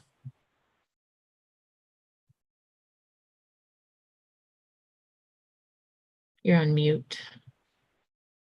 I'm sorry. Again, still have concerns about diluting the or breaking up that Latino community of interest that we have been asked to keep together, and then splitting Melvindale off from Lincoln Park, and then we're actually splitting Allen Park in half, which considering that's a small community, I don't think that's a great choice either. And again, I think the end result of this is you're actually diluting the Arab American voters in Dearborn, because you're pulling in Melvindale, which is only 17% Arab American, and then you're pulling in Allen Park, which has very low Arab population. So you're actually, doing the contrary of what you're trying to do, which is trying to create a strong Arab American community of interest, and you're actually kind of splitting them up in a way that I think is actually going to be harmful. So I think the original configuration we had is the best. It keeps Dearborn in 2 districts between Dearborn, Dearborn Heights, and those areas of Detroit that have a high Arab American population along Warrendale. And I just think I appreciate the efforts to try to do something different, but I just think it doesn't work, unfortunately. Commissioner Eid? Yeah, I kind of agree with what was just said. I think unlike that last configuration that we had shown a second ago, this one by having Ecorse and River Root would be with 2 would probably do more harm than good. I agree. I didn't like it either. I just thought it was worth showing some different options. Does anyone else have any other options they would like to show or explore? Any other ideas, Commissioner Eid? Well, the other idea is just taking off Ecorse, but you know, I kind of like the second version that you showed better than that because it keeps River Rouge and Ecorse together, which you know, might be more beneficial for the downriver community compared to just taking out you know, the Carbon Works Oakwood Heights area that you had in the second configuration. So I mean, we could show that if there's will to show it. But I do think that second configuration that you had is better. Go ahead and show your idea. Or do you have Yeah, it made or? just pull up the second one. Okay. Okay, do you want to make changes to this potentially, or just look at it? Yeah, no, make a copy of the second one. Okay, got it.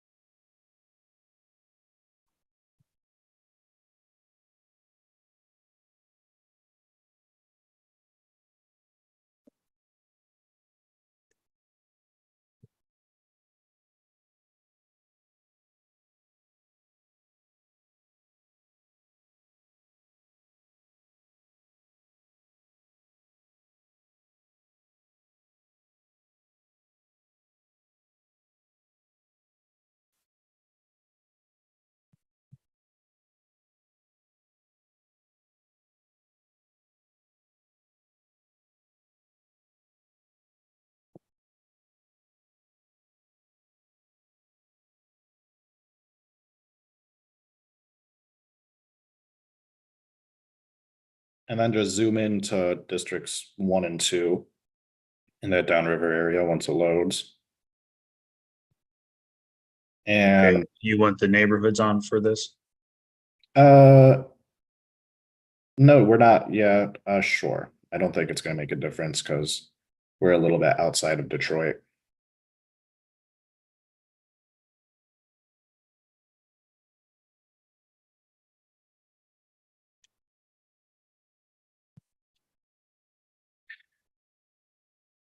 Got a lot of layers loaded in there, John. Yeah, some are even from other states. That won't happen.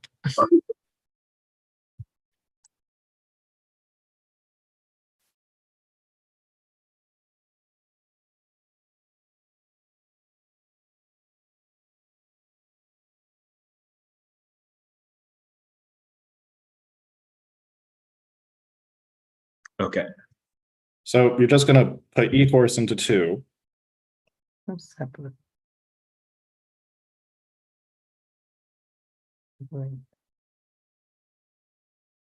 Commissioner Curry, you have a comment?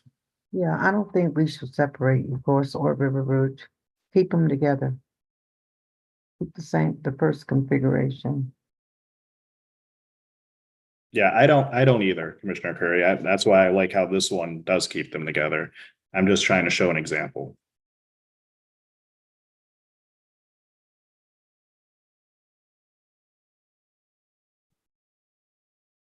Okay. And then those areas to the left of District 1 that are currently in 2, put them in 1. Okay.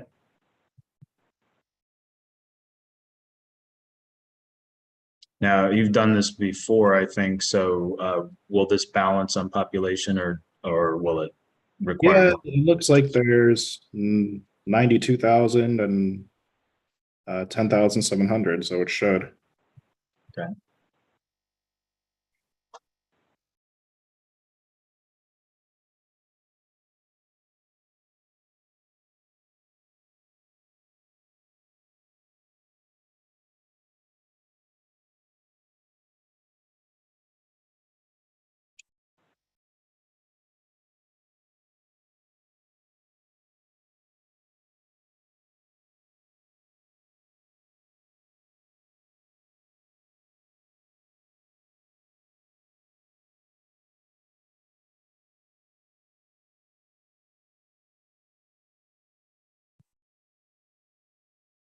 So, Okay, so District 1 is over. We'd have to make an adjustment with 4.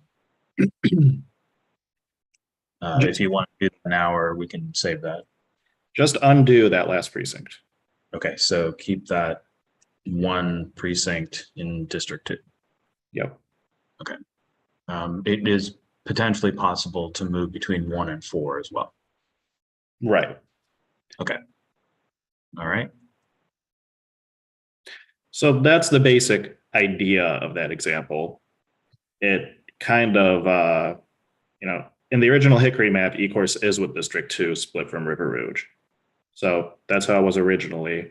But I do like the other configuration better. That kept them together and instead straddled up the east end of Melvindale to take up Oakwood Heights and a little bit of Carbon Works and a little bit of Springwell. Mainly because it doesn't seem like a lot of folks live there.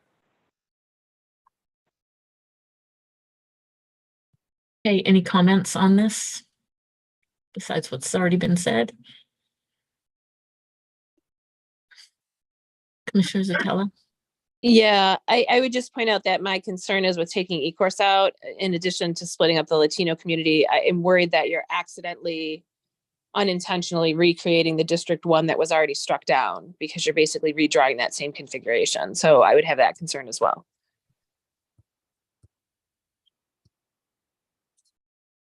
Well, if people like the second configuration best that Commissioner Orton put up, how about we decide on that? We can decide if we want to take that change or just not take that change. I don't think we should make a change. I don't think so either. I don't like either of these changes at all. I think we keep the original configuration in the Motown Sound. Okay, does anybody else have an opinion? Commissioner Andrade? Yeah, I just wanted to reiterate that, yeah, this was a great exercise in trying to get Melvindale in, but we've done it, and I think the original Motown Sound that was presented is a better option. Okay, anyone else? Commissioner Eid? Yeah, so I don't really understand why the Motown Sound is a better option than this change to me. And I'm just gonna make the plea. If we don't vote on it, we don't vote on it. It's okay. But I do think it is beneficial. It reunites the community of interest that we heard from the community without messing up that much stuff. I think it keeps intact the Latino community of interest and the downriver community of interest by keeping E-course and River Rouge with District 1. And I also think it helps the VRA considerations by helping slightly to unpack District 4 by including those 2 Detroit neighborhoods in with District 1. And, they neighbored the Midwest neighborhood. So I think it makes a lot of sense. But that's just my opinion. So, and are you talking about this version or the one that keeps? No. your I'm version talking E-course? about, let's pull it up. Okay. That's the second version that you originally created. Okay, I'll pull that up, and then again, on these plans, I've run the partisan fairness stuff, but as we heard the attorneys talk about, if you were going to make a change, you might want to send this forward to the VRA analysis. Commissioner Zatella, I don't know if your hand is still up or again. No, I had another comment, but I'm waiting for him. I was confused about what map he was referring to, because he was referencing things that were not on the map that was in front of us. But I'm gonna wait and see until John opens this map up. Yeah, this is the M2 version.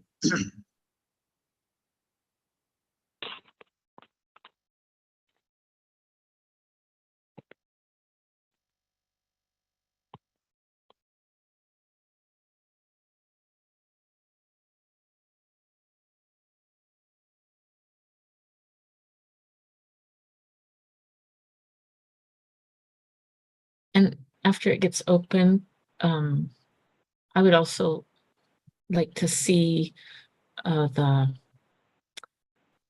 matrix as far as what it does to the Hispanic community. Okay.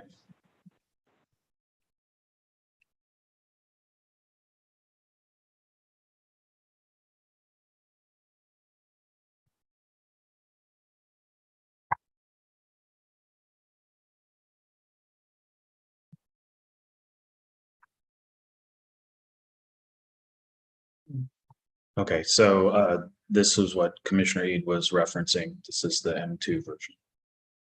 Yeah, again, it keeps Ecorse and River Rouge with the Downriver District, puts Melvindale back with District 3, and to do that, all of this is 12,000 people between districts 1, 2, 4.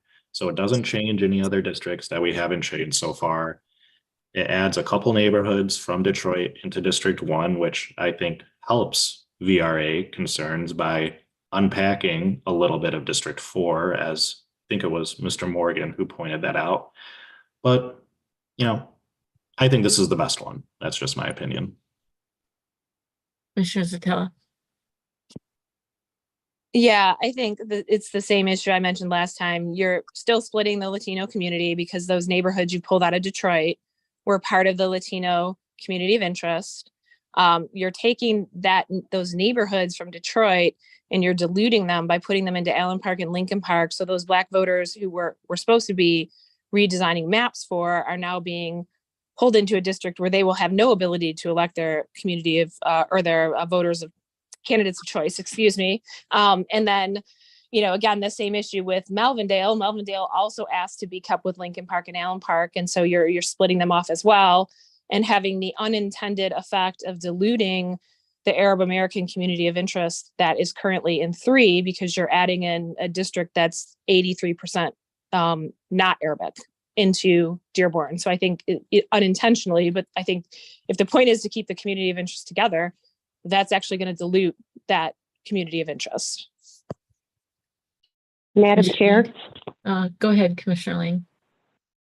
I would like to make a motion that we proceed with the original configuration for Melvindale on the original Motown Sound map. Second. Okay, we have a motion and a second. So And discussion. I'd like to roll call. I have a question about that. Are you saying, what do you mean proceed with it? I'm saying as far as the configuration goes for the Melvindale, that we've attempted to make some changes. I'm motioning that we go with what the original Melvindale area was. So that's not saying that changes can't be made in other areas, but I'm saying as it was configured on the original Motown Sound. Does that make sense? In other words, you've tried to make changes. I don't feel that the changes work for communities of interest in other areas. I would like to proceed looking at other areas and keep Melvindale as it originally was drawn. Okay, so basically you'd like to end discussion on this area. It would be like an end discussion. Yeah, I guess basically that would be it. Okay, Commissioner Eid. 2 things. The first is, I think it's clear that Melvindale is included in this community of interest. I mean, the community came out and said that unequivocally. Dearborn Heights, Melvindale, West Detroit. That's what every single commenter said. So it is in the community of interest. Now they're debating community of interests here, and that I agree with, but Melvindale is a part of that community of interest that we're talking about now. Second, I do think we should vote on this, but I think the motion is not consistent with the rules that we passed for this last week. The rules say that, we try to make changes and then we vote on the change. So we should vote on it, but I think the way that the motion is worded, it shouldn't be to stick with the Motown Sound map. It should be, do we want to adopt this change or not? At least that's what the rules say that we passed last week, if I understand them correctly. And I think that is the spirit of the motion. Maybe Commissioner Lang can clarify, but we have one more comment. Commissioner Satella. Yeah, I was just going to say, I think that's exactly what the spirit of the motion is, that we've looked at making changes, the changes aren't working in the opinion of quite a few people, it seems like. And so we want to sort of stop discussion on this point and move on to other areas that we might change, knowing that we have limited time. Any other discussion on this motion? And Commissioner Lang, can you clarify or restate the motion, how you mean it to be?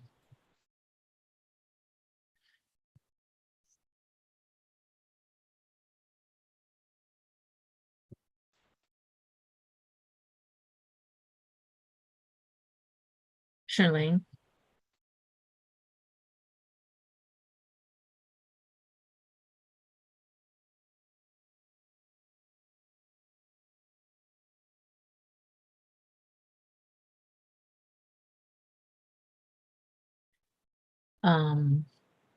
Well, without Commissioner Lang, I don't see her. I think maybe she dropped off. Commissioner Wagner? I did hear she has spotty internet, but could we look? here. Oh, okay. Go Could ahead. we, while we're doing this, could we look at the original Motown map while we're considering what Commissioner Lang has yet to say? Yes. Go ahead, Commissioner Lang. Oh, Okay. maybe you didn't hear. I was asking you to restate or clarify your motion. Okay, the motion was that we move on.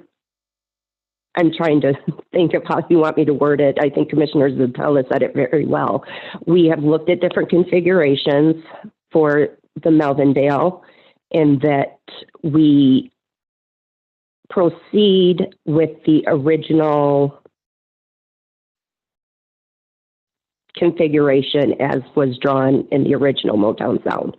If that makes sense, I mean, maybe somebody can help me word it better because I'm not the greatest at wording, but we've looked at different configurations. I would motion that we keep the original configuration for that particular area. For District 3. Correct. Thank you. Commissioner Eid? If I can just make a friendly suggestion to the motion that I think is more consistent with the rules, I think we can make it very simple. The motion should be, should we make these changes to the Motown Sound map? Yes or no? No, a no vote would be we stick with the Motown Sound map as it was drawn. A yes vote would be we adopt these changes to districts 1, 2, 3, and 4 for the Melvindale area. Does that track with what your original, I think that's the spirit of your motion, Commissioner Lang. Actually, the spirit of my motion is keeping the original configuration for that particular area. I think I said it okay. I think everybody understood. So a yes vote would be keeping the original configuration, and no vote would be they want to consider a different configuration.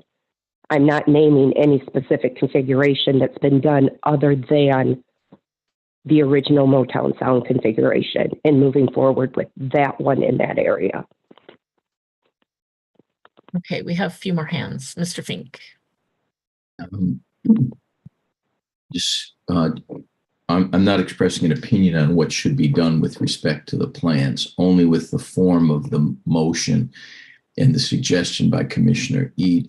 The rules that you've adopted in terms of procedure for voting include a process where a majority of the members can vote to amend one or more of the draft plans. This motion is proposed, while I certainly think we all understand the spirit of the motion, this is a motion not to amend. And it becomes complicated if somebody then wants to propose a different amendment at a later time. So I would hope that the record would be presented in a simpler way if the motion were reworded as an affirmative motion to make a change, which can then be voted down. Or if it fails to obtain a second, it doesn't go forward at all and accomplishes exactly what Commissioner Lang is trying to accomplish.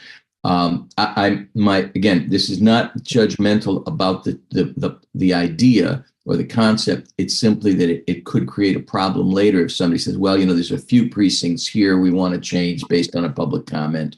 Not that we're anticipating that, we haven't heard that, but this is a process that could come up later on something else. So it would be a lot smoother, I think, if we kept with the original plan, which is if you want to propose a change in one of the plans, propose it. If it gets a second, it's voted on. If it doesn't get a second, we move on. Thank you. Sarah Reinhardt. I was going to say something similar as to what Mr. Fink said, but I'll also add that Commissioner Lang, your motion to move forward with the that area's configuration as it currently is. I would just note that the process that's currently been adopted, it outlines that the maps as they are currently are already moved forward as options for voting on in the final vote. So I think that as Commissioner, as Madam Chair had recommended, rather a motion to end this particular discussion about the configuration of Melvindale and move on would also be another option to what Mr. Fink noted. Thank you. Aaron Wagner. I was still looking for the original Motown Sound map while we had this discussion. Okay, I can do that.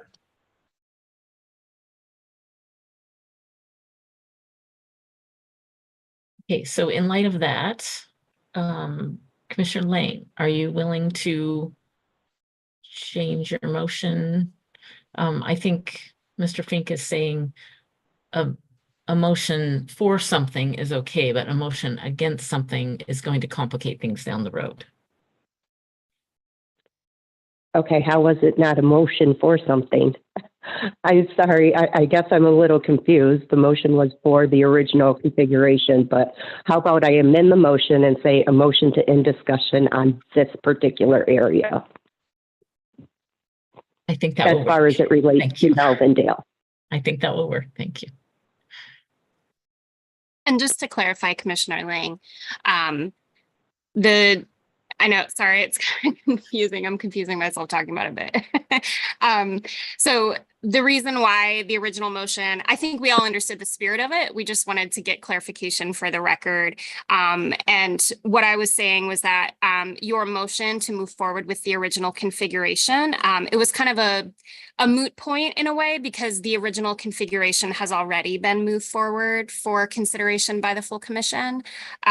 So really the motion would be like you had amended it to either end discussion or to make changes, I think are the two options there that would better fit the spirit of what you were motioning for. Does that make sense? It does. Thank you. Sure. Okay, I thought I saw another hand, but I don't see it now. Commissioner Eid. So ending discussion doesn't, which we can do, that's fine, but that doesn't make the decision on if the commission is going to adopt that change or not. That's what, as Mr. Fink said, that's what we need to decide on. Just need to vote on it, either yes or no. We've only heard from 4 commissioners in this discussion, and there's 13 of us. So I think the motion should be, as Mr. Fink said, an affirmative motion. We adopt these changes to the Melvindale area that we were just speaking about in that second version that Commissioner Orton put forth, or not. And that's consistent with the rules. It's an affirmative motion. That does everything. That's what the motion should be. And if you don't want it, that's cool. Just vote no. Commissioner Zatella? Yeah, I feel like the same can be said about Rhonda's motion. I'm gonna call the question at this point. I mean, we have a motion that's been seconded to end discussion about making these changes to the Melvindale area. I think it's an appropriate motion, and I think we just need to vote at this point. Okay, so the question has been called, so we need to vote on that. Is that correct, Sarah Reinhardt? That's correct. Okay, will you please do a roll call? Sure. Commissioners, please state your vote on the motion to end discussion on the motion to end discussion. Please state your support with a yes or a no. I will call in commissioners in alphabetical order, starting with Juanita Curry. Okay.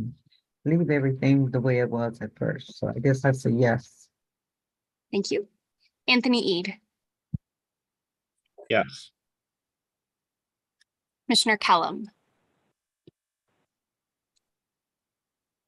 This is to end discussion. I'm just Correct. making sure. Okay. Yes. Rhonda Lang, Yes. Steve Lett, No. Marcus Muldoon, Yes. Cynthia Orton. Point of clarification. So this is calling the question, and then we will vote on ending discussion. Is that correct? That's correct. Another phrasing of calling the question in Robert's rules, it's actually called ending discussion. Okay. So it's ending discussion on the motion, which is before the commission, to end the discussion. Okay, yes. Rebecca Satella, Yes. Janice Follett, Yes. Aaron Wagner, Yes. Richard Weiss, Yes. Elaine Andrade. Yes. With 11 yes and 1 no vote, the motion carries and discussion is now ended, and the main motion, which is Commissioner Lang's motion to close discussion on the Melvindale area configuration, is before the commission now. Thank you. And we've already had that discussion, so we don't need to discuss again, right? We ended Correct. discussion. So roll call vote, please. Absolutely. Commissioners, please state your support of the motion with a yes or a no. Again, the motion before you is to end discussion on configuration of or modifications to the Melvindale area that you have been discussing. I will call on commissioners in alphabetical order, starting with Anthony Ede, No. Brittany Kellum,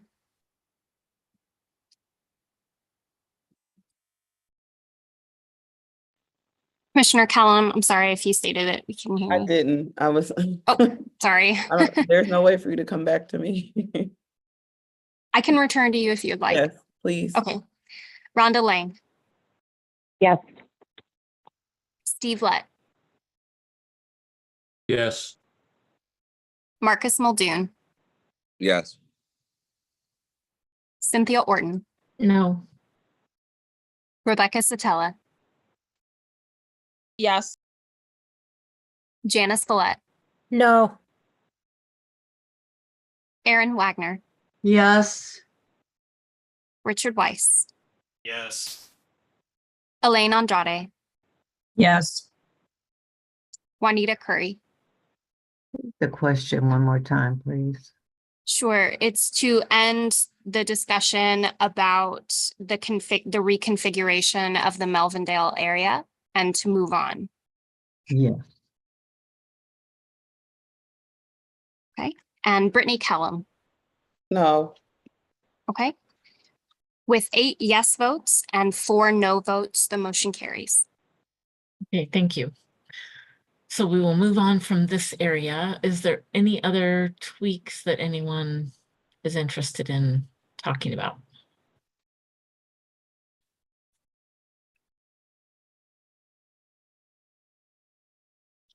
Commissioner Kellum. I wanted to, well, I have two things that that are in my thoughts. One, the Riverwalk map is a map where I just cleaned up basic boundaries. So I wanted to use that. It did something to Western Wayne. Have no intention on suggesting that change for Motown Sound, but I did want to use an overlay to help address some of the areas, the neighborhoods to be specific, that were better tweaked in that map, because I don't think they were reflected in this map.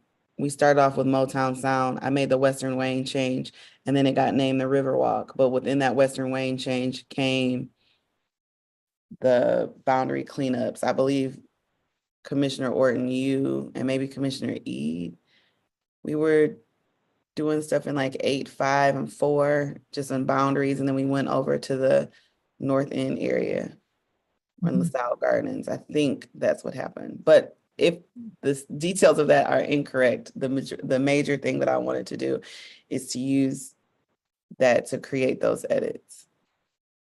So you're wanting to see Motown Sound with an overlay of Riverwalk? Yes.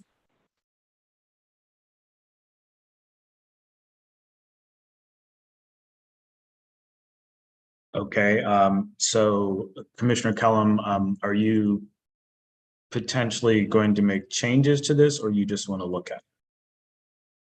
If the commission agrees, I would like to make changes that clean up the boundaries in the neighborhoods.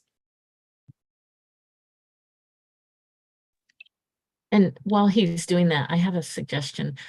If we come across any changes that people agree to consider, and then we save that map, I think any changes that we make, then we should just agree to send those off for full evaluation, VRA, everything, and then it can just be a consideration instead of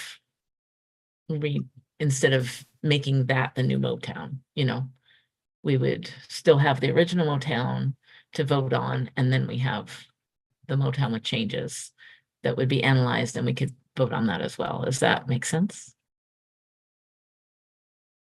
I don't want to be the only one answering, Commissioner Orton. It sounds like you're suggesting to make a copy of the original Motown, even in this moment, so that you preserve the original map that the public saw and that we worked on, if I understand you correctly. Right. But I don't think there's any harm in putting whatever changes we want to make forward for VRA analysis before we do our full consideration. Commissioner Zatella. Yeah, I was just going to ask for clarity about basically what you're saying is, are we creating an alternative map, or is she working off the original? Alternative map, I believe. Okay. And then we can always adopt that if we decide we like that better after it goes through evaluation. Is that what you're thinking, Commissioner Kellum? I wasn't, but that's fine. When I say I wasn't, I was just going to work off the original map simply because it made no major changes, but I'm fine either way. Is anyone actually seeing a map right now? Because I'm no longer seeing a map. No, I don't. No, I'm preparing to import the Riverwalk. So I took it offline for a minute. Okay, well, while Mr. Morgan does that, I'm going to suggest like a 7-minute break. Is that okay with everyone? Seeing no objections, let's How return. about 15, 7 minutes? I can't even make it Oh. to my bathroom. Okay, 15. Okay, then our time is going to be short, but we will come back at 10:30.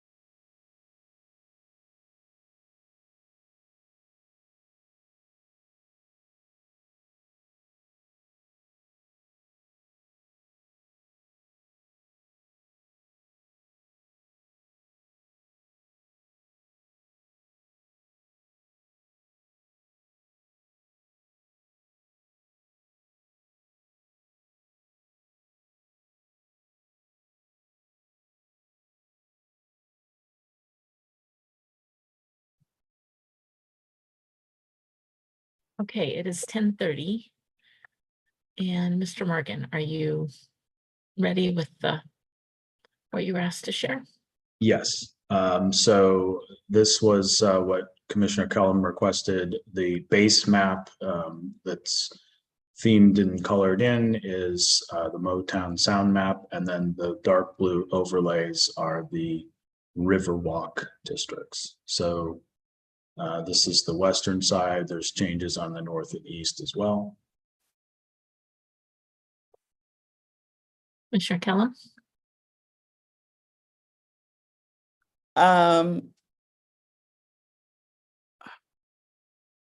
Okay, I know that we won't touch that western side because that was a major change. But now, see, I wanted to see this because I couldn't remember if I had made those tweaks in Motown Sound. I may have, because I think District 12 and 10 is a whole nother configuration for the Lakeshore. Now, that wasn't my intention either. So this is making me remember. Okay, John, can you go north or scroll up so I can see the top parts of, okay.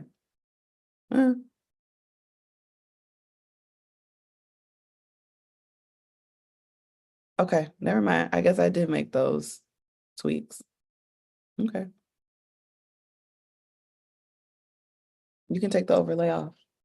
Okay. Okay. So is there anyone else that has something? Commissioner Zatella? I'm wondering if we can put the neighborhood map on. Onto Motown? Yeah, either this or Motown, whichever, it doesn't matter.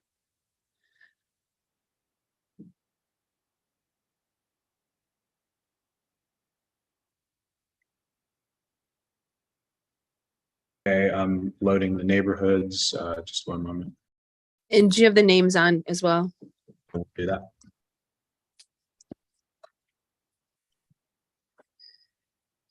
Ooh, it's big. All right, so I want to kind of look over on the west side of Detroit.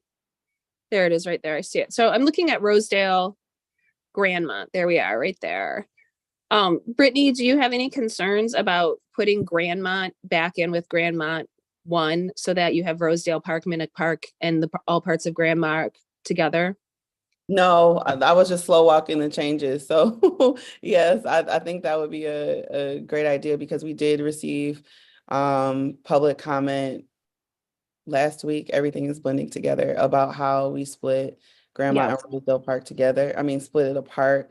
And those are very, very strong communities. They have a rich history. They've always been together. There's North Rosedale and then Grandma Community Center that does fabulous things for that area and is an anchor. So no, I would not object to those changes, but it's only me. Well, I have a question. So that would affect District 16. I'm just looking to see. That is a district that we already did change in Motown. So that is also true. I was going to say, and I know how the commission feels about changes, especially, you know, I know that we're rule followers and sometimes I could be a bit of a rebel. And then we talked about the Melvindale area. So I feel strongly, I'm not going to say that this is going to change anything about how District 16 and 17 are configured, which is why I don't necessarily object to putting Rosedale and Grandmont back together. I know that is, you know, Commissioner Zatella didn't finish her thoughts, so I don't know how she planned on or what her suggestion for tweaking that area, but I will just use this opportunity to say, I do think that that area would experience a hardship in the way of representation. And we could also, I think that it could more positively impact if we made edits to those areas, VRA districts. So I don't know if we're willing to like make a copy and make those changes and get it sent off for analysis, or if we're gonna dig our heels in and not want to make those changes. But I'm just thinking about the public comment. I'm thinking about a gentleman that came up to me and said, I'm only one individual and I can get together in my community. And he was in the Rosedale area but also connected to Brightmore. He was like, I will never have a chance to elect. And it might sound anecdotal, but he wasn't the only person that said that when we were walking over and talking about the maps. And to be honest, the way that we have this strong and, you know, this Black community in with Livonia, it doesn't make a lot of demographic or geographical sense. So that is my TED Talk on that. Well, this is the copy that you made, so, you know, we would be able to make changes if you want. I Commissioner agree with Satella. you. Yeah, I mean, I haven't played with this at all, but I would just try to take Grandmont and put it into 16, and then maybe take that part of the map on Schoolcraft Southfield right there and try to move that the other way. Or that little kind of triangle one where John was just kind of, I'm just not sure on the population. So I kind of he would have to select Grandmont for me to see like what we're trying to move. But yeah, just adjust that boundary just slightly to put Grandmont back with Rosedale. And then, you know, I saw that Commissioner Curry was agreeing with that I as well. agree with Brittany and Rebecca. I think they should be together, grandma and grandma. Commissioner Eid? Yeah, if it's just a swap between 16 and 4, I don't think there's a problem with that. It's if you go and make more further downstream changes that I think we might run into problems. But, you know, just switching Grandmont with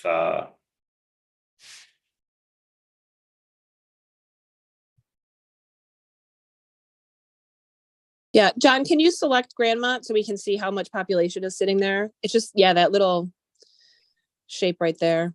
Okay, working on it. I was gonna say, Commissioner Satella, I'm fine with, no one owns these maps. We should really just be talking and drawing together. So please, I like collaboration over critique. So go forth and help make the edits. Can you guys hear me? Hello? Yep. Now we can. Yeah, when you Sorry. didn't say anything before, but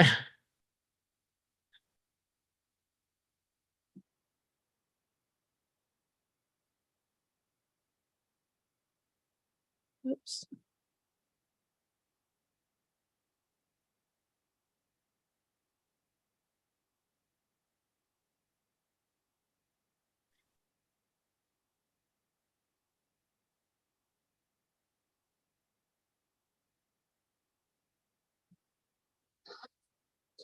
Dawn, it looks like that's going into District 8. Yeah, it doesn't. Yes, thank you. Right now I'm just getting the population, but that's helpful.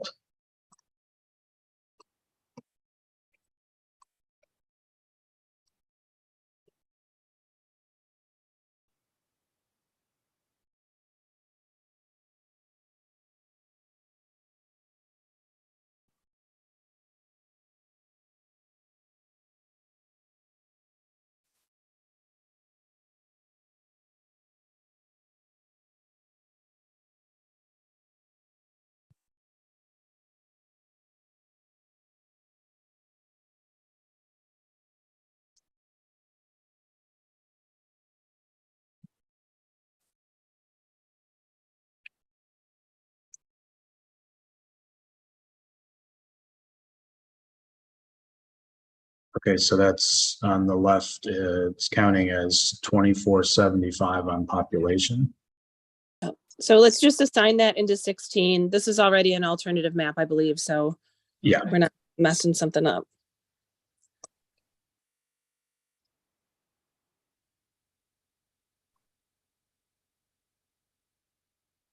it could be that that change might not necessitate any changes. And that's the case. So it doesn't even require anything. Yeah, we're still good. Right, because the way when we started out, 4 was underpopulated and 16 was underpopulated and 4 was overpopulated. So you have the deviation availability to just put Grandmont in and make no other changes. Yeah, okay.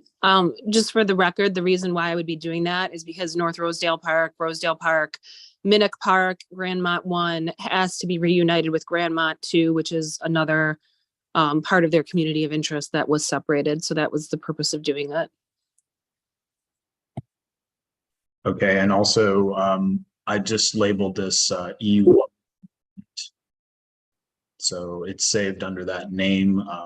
You know, if you take further action on this, we can give it a different name or different designation. Okay. Anything else, Commissioner Kellum? No, we should change 16 and 17. Okay, I'm done. Commissioner Eid? Did we want to add Weatherby to District 4? We don't have to. We're well within the population deviation, but I think Weatherby is a small population. Well, what do y'all think? It's also split at this point. So Well, I what think- would happen if you add it to District 4?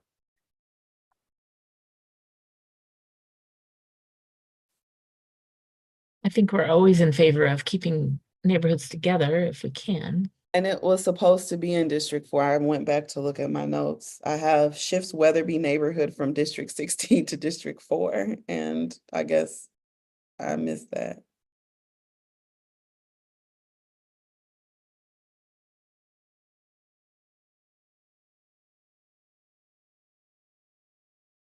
So it's 1,100 people that would be going into 4, and that would work.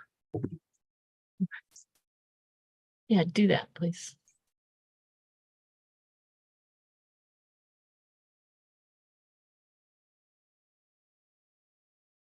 Okay. Okay, anything else for this?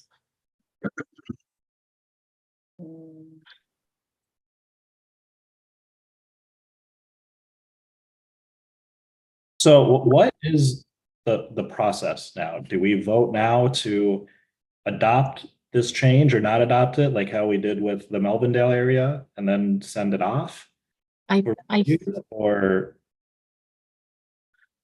I suppose we would have to vote to send this off for VRA compliance and checking everything. And John will need to go through and make sure that there's nothing unassigned or whatever. And then the way I picture it is tomorrow, after we have everything back, we go through each map, look at each map according to each of the criteria and all of the analysis, and then vote on them. I guess if we have a group that we know we are not interested in, we could vote to like dispose of those if we want, and then go through each map individually and start the voting process. That's my understanding. Commissioner Zatella? Yeah, I would just move that we advance this map to be submitted to VRA review. I'm not sure it's needed because it's such a small change, but I would just make that motion anyway. So it's the Motown Sound FCE1. Is there a second for that motion? Second. Okay, so it's motioned and seconded that we have this map move for VRA compliance. Any other further discussion? Brittany, do you? Yeah, this went really fast because I had something to say after you first talked. That's something I had. And then I wanted John to move the active matrix so I could see an area, but we've already got this motion, so I don't even know if. Well, we're still in discussion about whether we're moving this map for VRA, so No, but I go ahead and look. It's another cleanup. I was gonna suggest moving that Northwest District that's by Davidson Schoolcraft next to Happy Homes. You see how that's in 8? I was going to say, put that into 4. So perhaps Commissioner Zatella can withdraw her motion for a moment. Yeah, I can withdraw it if she wants to make additional changes. Thank you. And then Commissioner Zatella, you can come right back up and make your motion.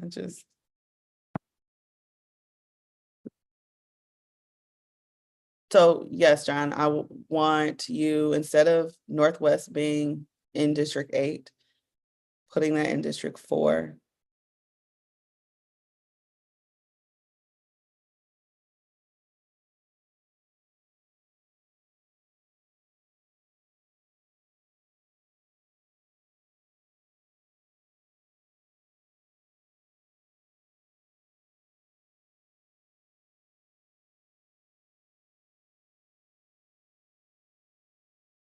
Can you state the reason for this change? Also, Mr. Fink has his hand up. Okay. I only had my hand up to say exactly what Commissioner Orton, the chair, just said. Whatever changes are being made or proposed, please state the reasons. So originally, yep, and that is my normal practice. Originally, I asked John to put the overlay from the Riverwalk onto this copy of Motown Sound to make the tweaks that cleaned up neighborhoods and kept communities together. So the changes that we've made, and maybe I took too quick of a look, and I also didn't have my handy dandy notebook here. The changes that we made actually reflect those tweaks that were in that overlay, with the exception of the Western Wayne change. So I'm continuing the process that I set out to do initially. It included the Grandmont change that was already made. It shifts Northwest Community from District 8 to District 4 because there were some breaks in those communities of interest and unnecessarily split areas that not only for people's sake, citizens' sake, should be together, but it just makes the map cleaner. I have a question about down a little bit south of there, Midwest seems to be split, just a little bit off the Oh, corner. that Is little. there a reason? There's probably no population in that area. I don't know.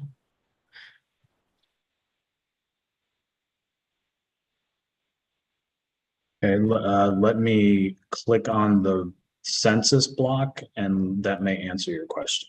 Okay.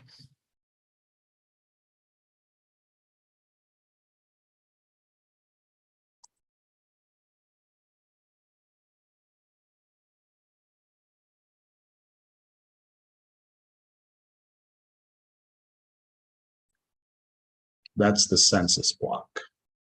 Mm. So I see. if you put that into one, then you're splitting Barton McFarland. I et cetera. understand. And there's Okay. no population right there, so, Correct. okay, thank you. So is there anything else on this map, Commissioner Kellum?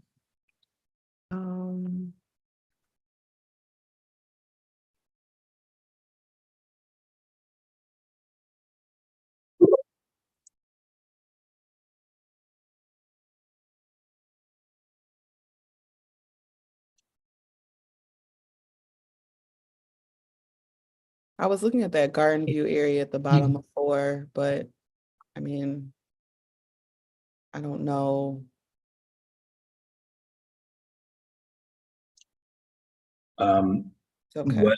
What was done in the Riverwalk was to take that area Garden View into 4, and then I think then 4, or sorry, into 4, and then I think 4 dropped some precincts of Warrendale to 15 or 3. Mhm. I Yeah, I am guess wondering why I think it's Warrendale. Mhm. I'm wondering why it's split. Mhm. So, I think if we make those changes, it won't be split. It was split for population. We're trying to get the population right on 3 and 4 when we drew this originally.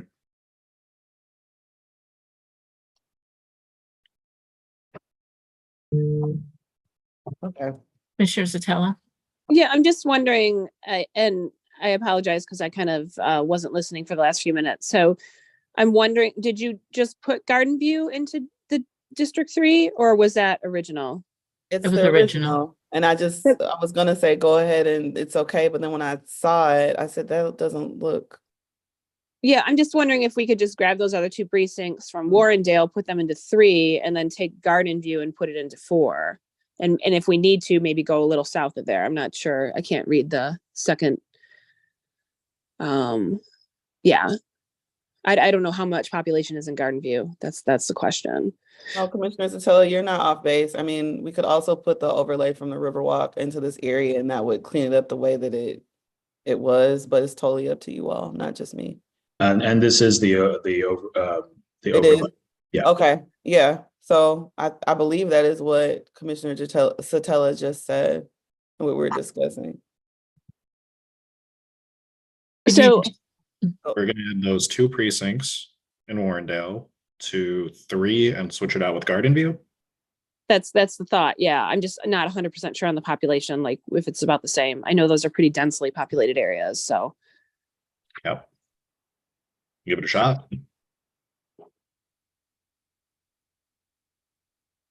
I mean, and that does make a lot of sense from a community of interest perspective because Warrendale does have a very high Arab American population.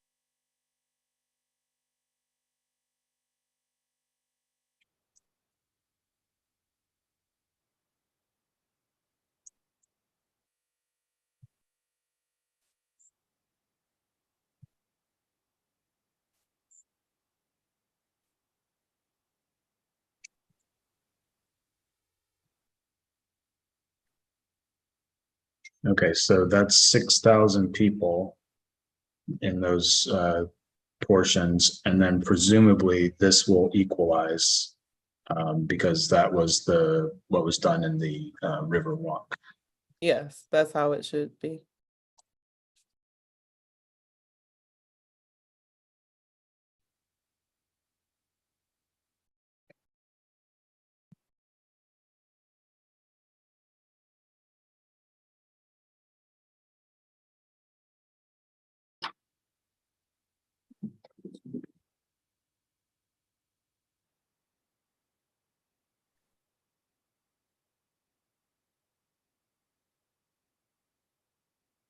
Okay, so we're It's pretty just even.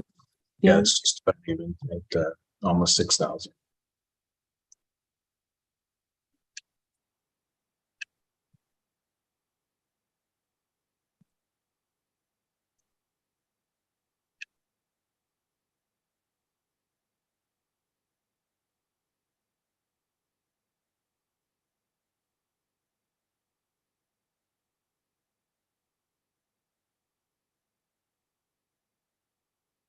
All right. Could you scroll back down to where you added in Warrendale? Because I think you missed a little sliver. Okay. What are you seeing there, John, that you're? I do that to make sure the program is functioning. Okay. Yeah, can you just zoom in a little bit? Because I thought you missed a sliver. Okay. It was right along the western edge there. Yes, right there. You see that little bit? Yeah. Thank you.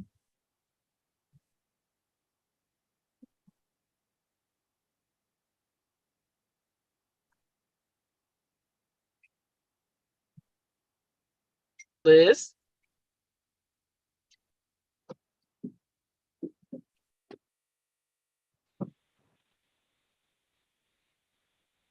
Yep, Yeah. much better.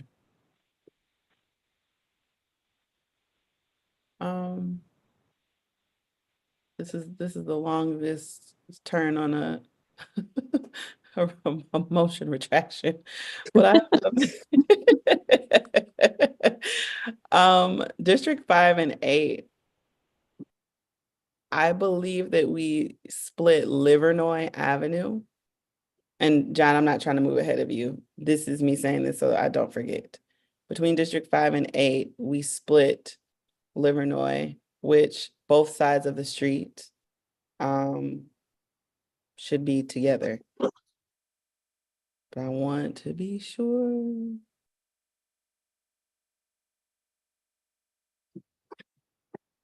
That's 5, and then where's, This is 8. that's 5, and then that's, unless the colors are confusing me. Yep. I'm gonna change District 11. Okay.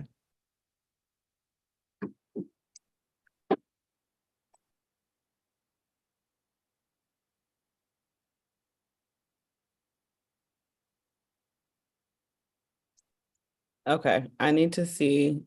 When I said District 11, I really meant 17, pardon me. Oh, no worries. I wasn't gonna say anything.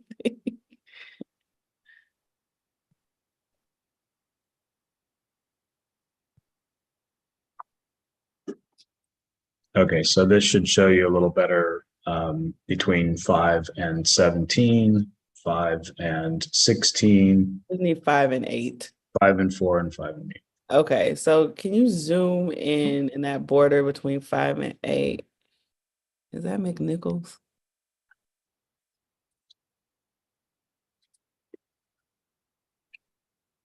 I think that's Livernois. Yeah, is. it is. Yeah. So I think the totality of Livernois should be in 8. So I feel like I'm so close to my computer screen. I'm sorry, this is me basically trying to, now I'm zooming in. It looks split, but I don't know if my eyes are accurate. Well, it's following the neighborhood boundaries, I believe. Okay. Can't So, read that. not to cut you short, but That's we it. have That's 3 minutes left okay. for today. So, which is fine. We can pick this up tomorrow if you still think that you have other changes. No, that was it. That was the last one that I wanted to make. I'm sad that we have 3 minutes because I was going to suggest today eliminating maps so that we're not going through maps tomorrow. Well, we can eliminate some before we go through them if there's some that people know they obviously want to eliminate. But if so, Rebecca, do you want to make your motion? Yeah, I would just make a motion that we advance this map, which is the Motown Sounds FC 1E to our VRA experts for their analysis. I'll second. Okay, so we have a motion and a second. Clarification from Sarah Reinhardt, it's 1E, not E1. Or E1, not 1E. There you go. So, is there any further discussion? Seeing none, Commissioner Eid. Yeah, I like the changes. I think it should be advanced. I'd be interested to see if the BVAP of 4 went up significantly or not with those changes. It might have or it might not. I don't know because we're not looking at race, but it is something we should look out for next. And I just want to make sure we're being consistent with our process. This motion, I think, is a good motion, and I think it is the proper motion. And I just wish we had the same motion in the previous discussion for the Melvindale area. But I like these changes. Thank you. Okay, any further discussion? Okay, let's just try a vote. All in favor of moving this forward for VRA analysis, raise your hand and say aye. Aye. Aye. Any opposed, raise your hand and say nay. Okay, Commissioner Zatelli, your hand's up, but I assume that's not for the motion. Right, I actually have a Okay. second motion. Okay, so then the ayes have it and the motion carries, and this map, John, if you would do what you need to do to get that on to VRA consulting or VRA analysis, that would be appreciated. Okay, and I believe there was an indication that the VRA analysis team is available today and tomorrow. Yes, thank you. And Commissioners tell you wanted something else? Yeah, I was just gonna make a motion, and I'm not sure if it's appropriate to do this in a batch or not, but that we remove the 4 maps from consideration. That would be the Bergamot 2, the Bergamot 1, the Tulip, and the Water Lily. And the reason for that is because those are the ones that have the lowest number of VRA districts with 9. And we didn't really hear very much support for them as part of the public comment. So I just asked that we remove those from consideration to sort of streamline things. Commissioner or I would Sarah second Reinhardt? that. Okay. We have a motion and a second, but I think we are out of time today, so we may have to bring that up tomorrow. Commissioner Sarah Reinhardt, do you? Sure. I just wanted to note that the rules of procedure that was approved and adopted by the commission did put forth all 10 maps for consideration during the final vote, which has already been voted on by the commission. However, if you all want to remove some from consideration, I defer to you all on that. But I would note that the structure of the final vote that will occur tomorrow, the motion that will be made, if the commission defers to the rules of procedure that was adopted, would be to state your preferred map as you vote. So it means that if no commissioner prefers the Bergamot or Bergamot 2 map or any of the other maps that you refer to, Commissioner Satella, that you would just not state that map. So I just wanted to add that just for clarification. Thank you. Does that change your motion, Commissioner Satella? Well, I think since we're out of time, I'll just table that motion until tomorrow, or let's just withdraw it just to make it Okay. easier. Okay, And thank you. we'll follow back up with legal counsel, Commissioner Orton, on that in terms of how we can, in the spirit of Commissioner Zatella, how we can make that work. Okay. All right, then we need to go for today. So, Director Woods, do you have anything for a report that you need to do today? Nope, not at all. Just a friendly Okay. reminder that we meet tomorrow at 9 o'clock Okay. in the thank morning, you. not 8 o'clock, but 9 o'clock in the morning. Thank you. Thank you to everyone today. So correspondence was received in advance of our meeting today, along with written public comments to the commissioners. Are there any future agenda items that anyone wants to add besides what we already know we're adding? Okay, any announcements from any commissioners? Go vote, everybody, please. Sarah Reinhardt. I just wanted to make the announcement that today is election day. So anyone who is interested in voting today, I encourage you to do so. And you can go to michigan.gov/vote to look up your voter information, including your polling place location and information about your local clerk's office. And that's it. Thank you. What time do the polls close today, Sarah? 8 p.m. Yeah. As long as you're in line by 8 p.m., you will be allowed to vote. Okay, so we have completed our agenda today, so I would entertain a motion to adjourn.